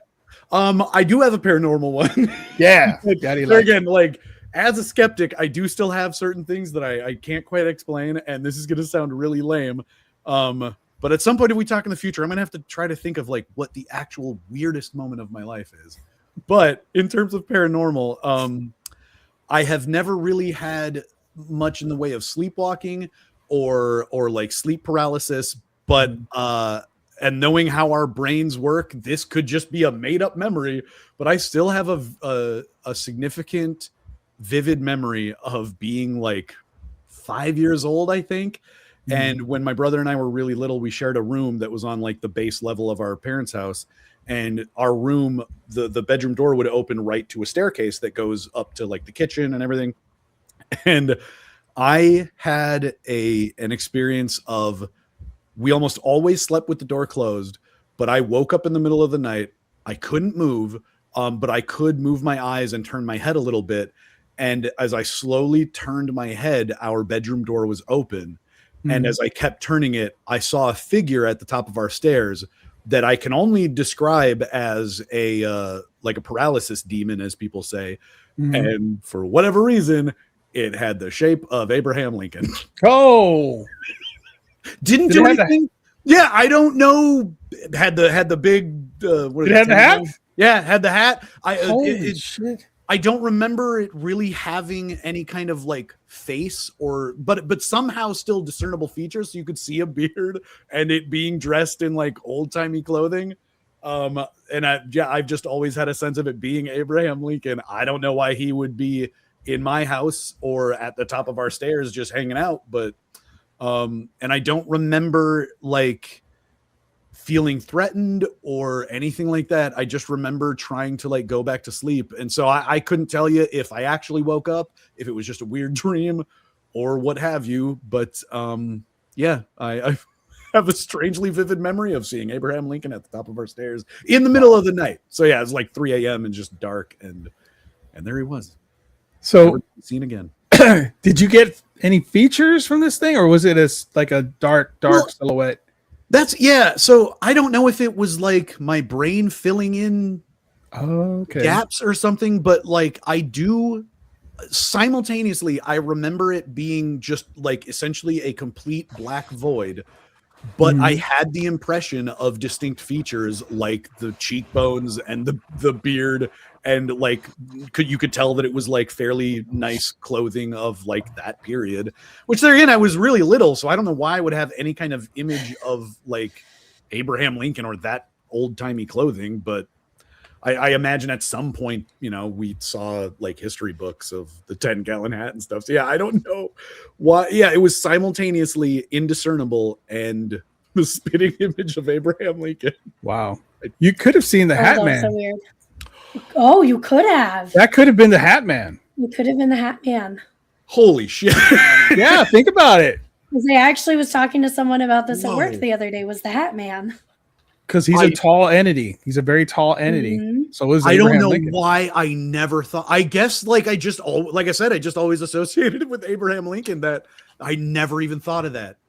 Shit. Did anything weird happen after? Anything bizarre, life altering? I did. I think I've talked to Celine about this once before. The only other time I've had anything even close to that was like the year after our grandfather died. I was up the next year because he used to go up to the same hunting shack that we grew up with, and he would bring his kids up there. So like my dad and our uncle brought us up there regularly. And so one year when we were hunting, the year after he passed away and we were up there hunting, I had a recurring dream of him attempting to like beckon me into the woods. Oh, and in my dream, he was more or less just a black sort of featureless being, but it had his voice, and I could tell that he was reaching out his hand to me. And the weirdest part of it was when we were growing up, we always thought it was to scare us, but he would occasionally walk off into the woods and make howling noises. Holy and shit. Yeah, and it scared the shit out of us. Of course. But the few times that I ever talked to him about it, he always said that the whole purpose of it was to try and get wolves in the area to actually howl back. And it did work once. So I've gotten to hear wild timber wolves in northern Minnesota howl, and that was really cool. Holy but crap. In my dream, like the final dream was every night I would get progressively closer to him. And so like presumably closer to having him take me away to wherever he wanted me to go. And on the last night, I was like just beyond his fingertips, and a wolf howled out in the woods. He turns away, and as I look into the woods, I see him suddenly run off into the woods for whatever. And then I woke up, and the next morning, as we're like getting kind of deer camp ready to go, and this is my last day, my dad goes, "Hey, did you guys hear the wolves last night?" And I'm like, "Holy what do you mean hear the wolves?" And he even mentions, "Yeah, they walked right past the shack." And I'm like, that's never happened. So he told us like, "Oh yeah, you got to go check out the tracks." And the wolf went exactly where my grandpa was standing in the dream. And then the tracks went off into the part of the woods that he ran off into in my dreams. And I didn't tell anybody about that while I was there. I packed up all of my shit and I got the fuck out of there. Like, I'm done. Bye. Yeah, I'm like, well, I guess I was supposed to stay into that afternoon, but I'm like, nope, I'm getting out of here. Fuck that. That sounds like he actually was there and he protected you guys. That's what it sounds like. That's a great story, man. Damn. First of all, you may have seen the Hat Man. Yeah. I'm gonna have to. Wow. And B, granddad actually saved your life. Could have been. Yeah. I don't know. That is awesome, dude. It freaked me awesome, the dude. hell I love out. it. But yeah, certainly an interesting. That might be one of the weirdest parts of my life. Yeah. Gosh. There you go. Double answer. All right. Number 4 for Celine. What is the strangest paranormal experience you've ever had? Or if you don't have one, what's the strangest moment of your life? I have a few paranormal experiences. All right. So before my husband and I started living together, my roommate and I had a ghost in our house. Oh, and it was the man who owned the house before her, the like condo. And I remember like we knew that he didn't die in the house, but he was like very attached to it. It was like the last place he remembers living before having a bout with, I'm not sure if it was dementia or Alzheimer's, but one of those where, you know, his memory is gone. He was, from what we understand, he passed in a care facility, but that was still very much like his house. And I remember at one point I was like, oh, like we should give a name for him. And the first name that came to mind for me was Eugene. And then I was like, I think it's just because I've been watching too much Schitt's Creek. So I'm seeing Eugene Levy like all over the place. And I was like, you know what, I'll just call him Dennis just because that seems a little too on the nose. His name is actually Eugene. That's his name. Right. Yeah. I found out later. Wait. Yeah. You named him Eugene, and then you found out that man's actual name was Eugene. Wow. Yeah. That's wild. What a trip, man. Yeah. Living there, like, it would always sound like there was someone on the other floor like if we were downstairs in the living room, it would sound like there was someone like in my bathroom upstairs or my roommate's bedroom, and vice versa. If we were upstairs, it would sound like someone was downstairs, just like mulling around, moving around. The TV would come on its own, which my husband swears is because it was an older TV. I have never had this happen since living there. So has not happened at any other place I've lived where the TV just like turns on randomly. So I've had that. I had another place I was living at when I was in college where my roommate and I were talking in the kitchen, and we had a glass that had like recently been washed, was back against like the back of the counter and flew off the counter in front of us. Wow. And we're just like, we're both standing there like, did that really just happen? And we're just kind of like, okay. Eugene didn't think you cleaned it quite right. This was before Eugene. Enough. Oh, it was before you. Okay. It was before Eugene. So going back to Eugene just real quick, how long did you ever like talk to him out loud? A few times, yeah. How long did you call him Dennis before you learned his name was actually Eugene? Probably about a year. And I was like, I'm really sorry I didn't have the correct name. Okay, I was gonna say, I should have stuck with my gut. Did things kind of calm down after you learned and you were like, I'm sorry, Eugene. I didn't realize. That's a weird guess. I mean, to me, how many Eugenes do you know in life, right? I mean, it's not. I don't know a single Eugene. It's like he put his name into your brain or something, because that's weird. That's weird. Yeah. From what I understand, the longer I lived there, the more activity we just kind of noticed. Because I think when I first moved in, we just kind of ignored it. But he was pretty much just like, it was his home and he just wanted to be there. Pretty harmless. Yeah, he's giving you your own space. Like, you're downstairs, he's upstairs, and you're upstairs. He's like, turns on the TV at 3 a.m. He's like, I'm so sorry. I thought I was trying to keep it low. The only time it really freaked me out was it was like 3 a.m. once, and it turned on and it was kind of loud. And I was like, oh my God, did someone just like break into the house and they're like talking downstairs? And it was like Dateline. And I was like, oh come on. A little too on the nose, right? Yeah.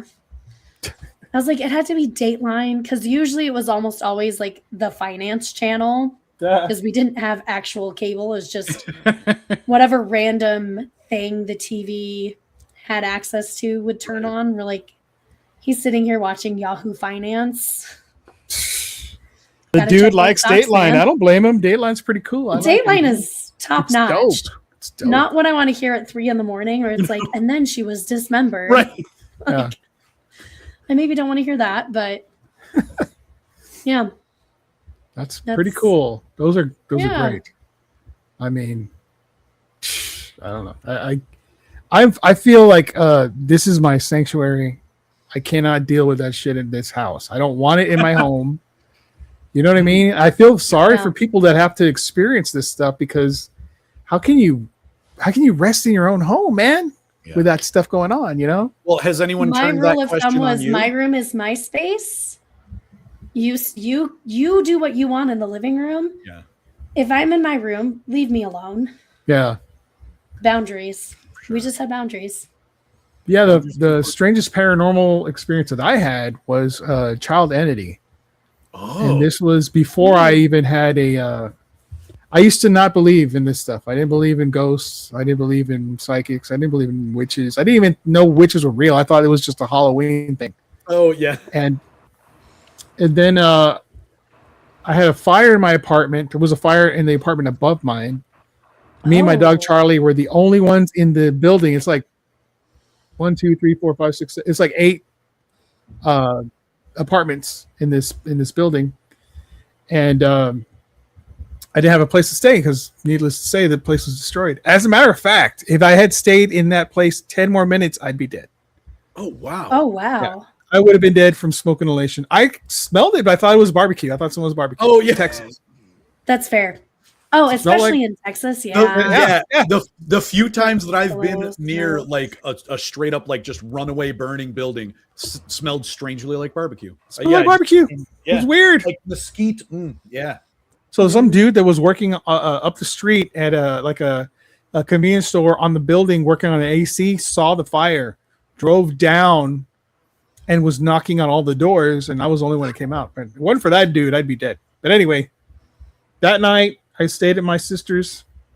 She had me stay with her place. She had a guest bedroom in her house, and she lived there with her husband and her 3-4-year-old. I think it was like almost 4 years old son, my nephew. And that night, I can't sleep unless the door is closed and locked. It's just Fair. in my head. I can't. So it was closed and locked. I was sleeping on my right side. Charlie she's a Chihuahua. She was like right up my chest. No. And I remember like something was moving my shoulder like this. And I thought it was my sister because the hand was tiny. My sister's like 5 foot. She's a small person. And I'm waking up and I'm thinking, oh my God, dude, another fire. What's going on? Right. So I look and I'm starting to ask her a question, but there's no one there. But I still feel this. Right. Yeah. And I look at the door, and as soon as I saw the door was locked and closed, I woke up. Oh. And I was petrified. Like I knew something was wrong. Something is not right. Yeah. There's nothing here.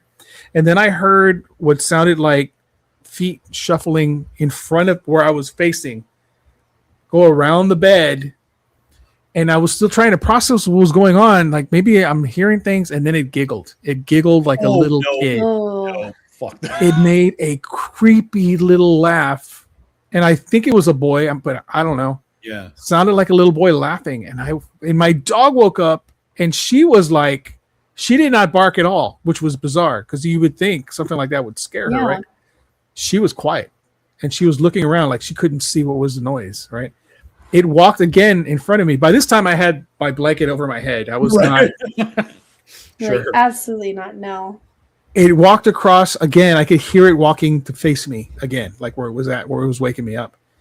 And I remember one of my bucket list items is seeing a ghost. I want to see a ghost if it ever happens. Ooh, yeah. So I look, and there's nothing there. But when I look, I hear tap, tap, tap on the wall. And then tap, tap, tap. And let me tell you, dude, I was exhausted that night because of all the commotion that happened. Yeah. It took me a while to fall asleep, but I finally fell asleep. And the next morning, Ooh. I was telling my sister, I said, listen, man, something weird happened last night. And she goes, oh, you experienced it too? Oh. I was like, what? You didn't tell me what the fuck, man. She goes, oh, mom and dad experienced something here. Wow. I always experience something. That's my crafts room. I always go in there and do arts and crafts and stuff. And stuff will fall off the shelf, and I'll put it right back, and it'll fall again, that kind of thing.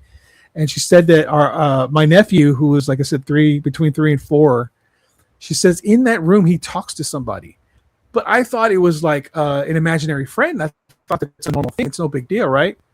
Right. Yeah. And for a long time, that was okay. But then whatever it was would scare him. So she would ask him, who are you talking to? And he would say, I'm talking to Coco. Like there's someone in front of him, right? And it got to the point where he would run out of the room screaming because whatever Coco showed him would terrify him. Oh. He couldn't go to that room. This poor kid, we couldn't take him to a Halloween shop, or we couldn't take him to like Chuck E. Cheese. Oh, He was traumatized by whatever was in that room.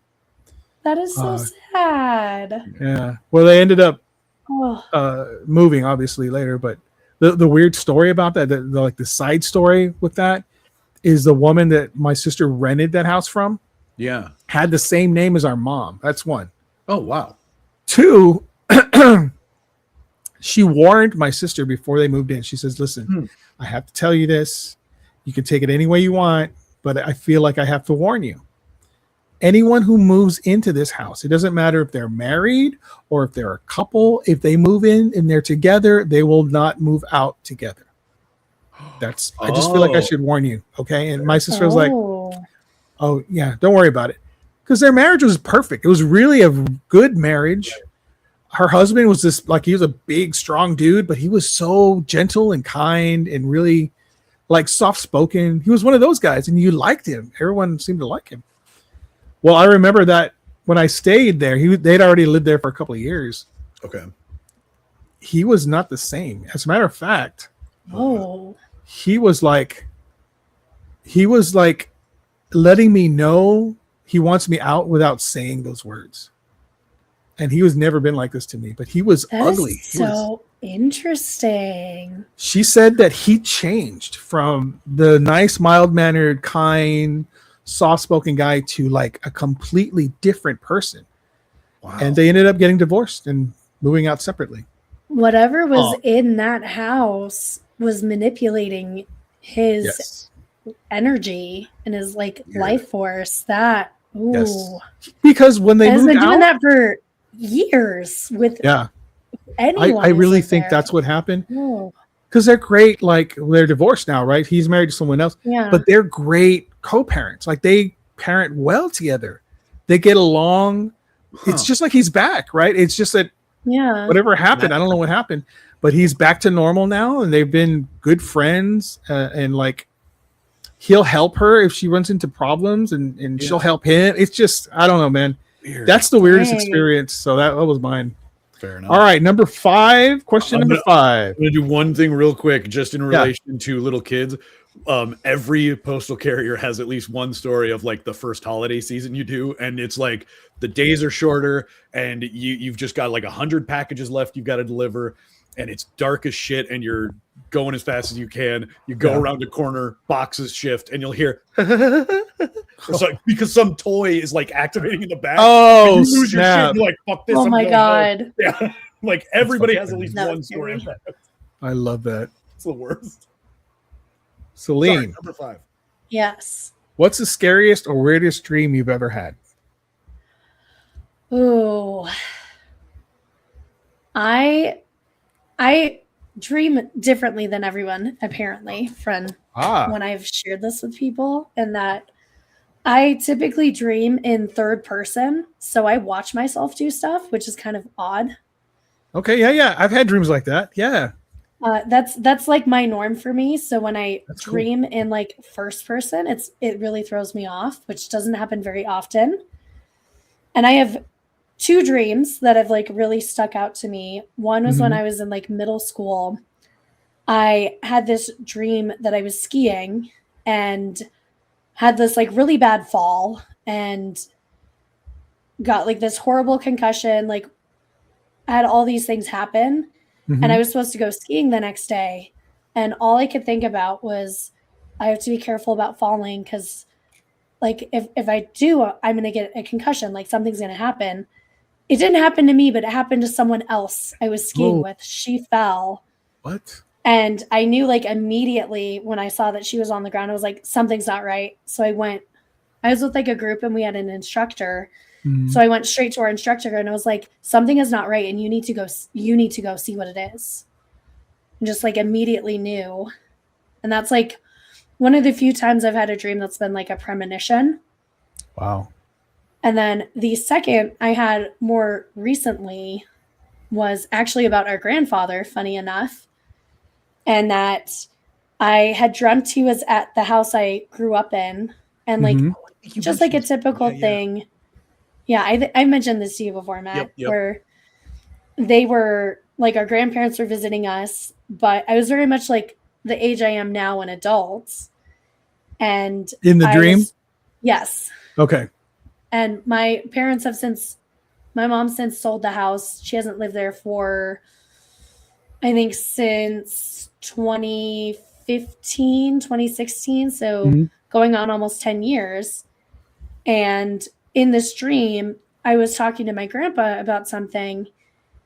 And he was telling me, he's like, I just need you to know, because I know you've been wondering, I do know who you are. And I want you to know that like, I love you and like, I miss you. And I was like, okay, I've always wondered that since most of my relationship with him, he had Alzheimer's. And there's so much I've wondered whether or not he truly was aware of versus just being like, I know you are one of the grandchildren. I just could not tell you which one, who you belong to. I just know that is, you are supposed to be one.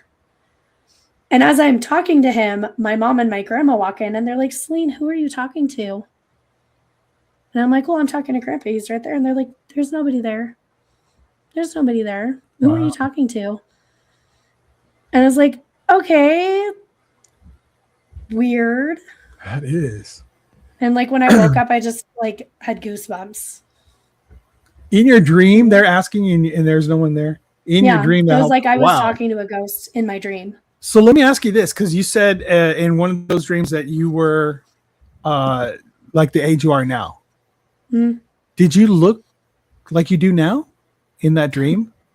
Wow, dude, that is crazy. Yeah, and the thing that was really funny to me is that as I was talking to my grandpa, he is how I remember him at like my grandparents' like 50th wedding anniversary. And like at the time I was like 5.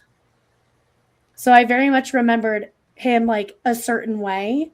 So it was really funny to think of him at a time that's like from 25 years ago meeting me now, which is kind of an interesting. Yeah, and which would have been like years after he had already passed away.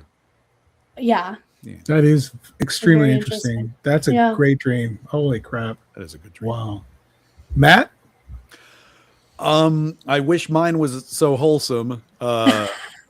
I'd never had it again, but for whatever reason, my brother and I were lucky enough to grow up with like ATVs and snowmobiles and stuff like that. So we were used to driving stuff around, and I had like crashed the lawnmower or something into a wall. I don't know, but like that week, I don't know if it was the same night, but I had a dream of me, my mom, and my brother, for whatever reason, cruising along this like winding road, really nice paved road. So it's not like dirt road or anything like that. But I'd never been to any coast, whatever. But for some reason, we're driving along like what I assume is the Pacific Ocean, beautiful sunny day, and I'm driving. And my mom and my brother are in, I think my mom was in the passenger side, my brother's in the back seat, and it's all going great. And then we come around this corner and I lose control of the vehicle, and suddenly it goes backwards into the water. And for some reason, I'm suddenly in the back seat, and I remember looking forward and no one else is in the car. And I remember thinking, luckily the windows are open. So I start to like try to go out to outside the window as water starts coming in. And I just miss the opportunity to like grab the ledge of the road. And I look up to see my mom and my brother just waving goodbye to me as water starts. Yeah. And that's when I woke up. Were they smiling? No. Nope. They were very just deadpan, like, goodbye. I don't know which would have been worse, but I remember them just very casually just waving goodbye and I remember the sensation of the water closing in on me and my vision even like blurring, and then I wake up. And that dream has been in my mind for 30 whatever years.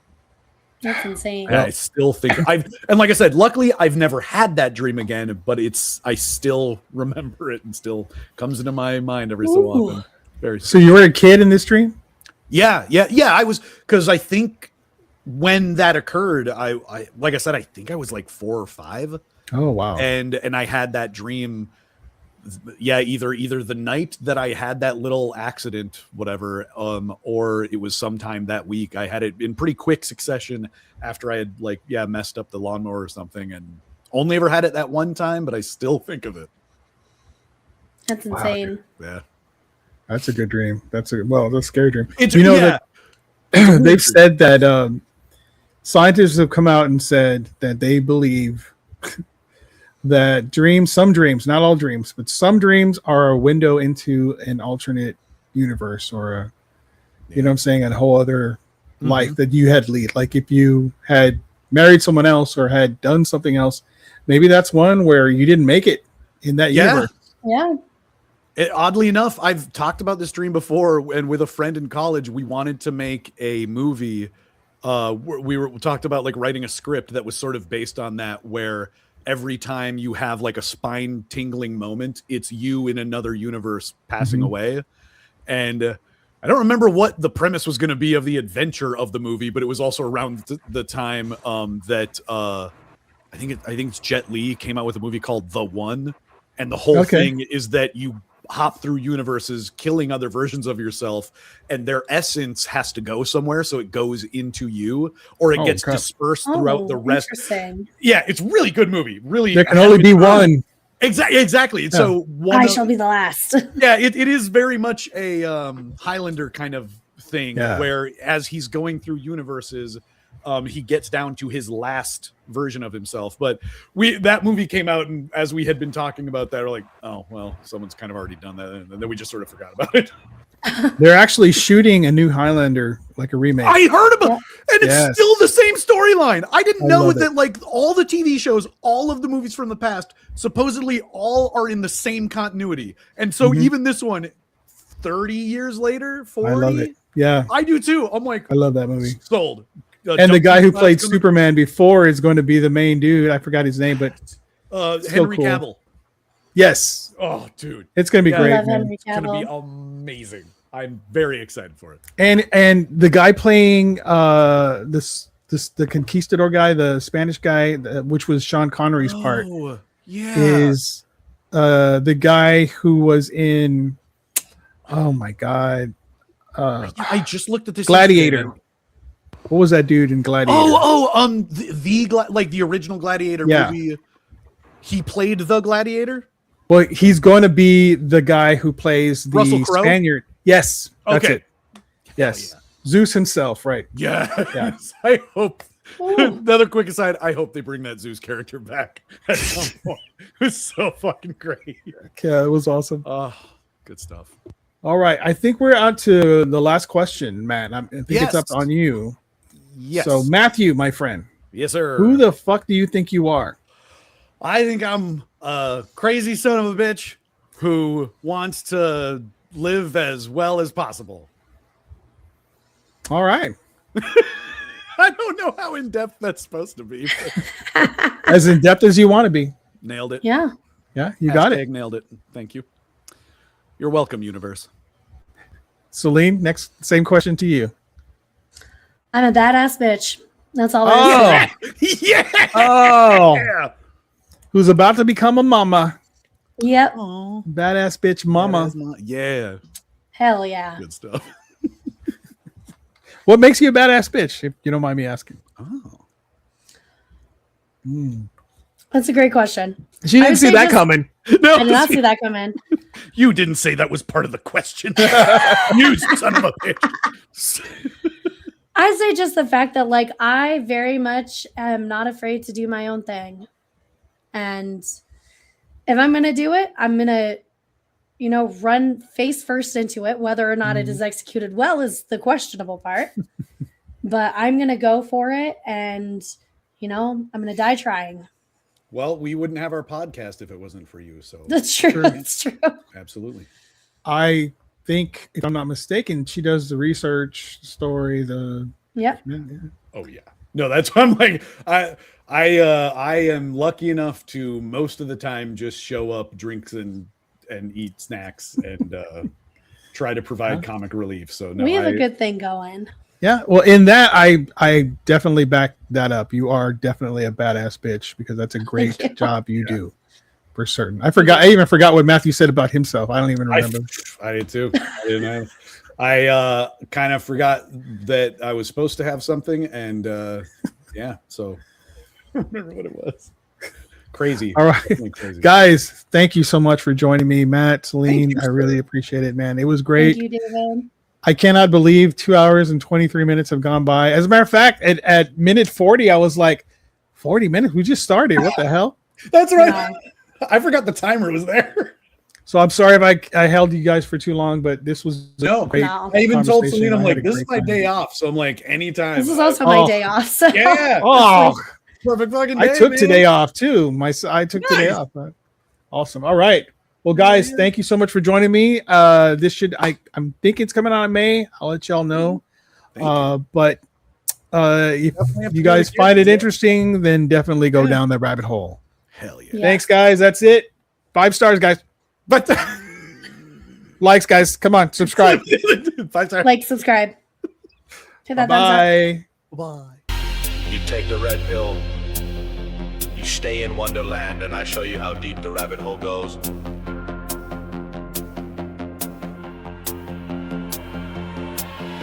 They said the truth was buried deep in files they tried to burn.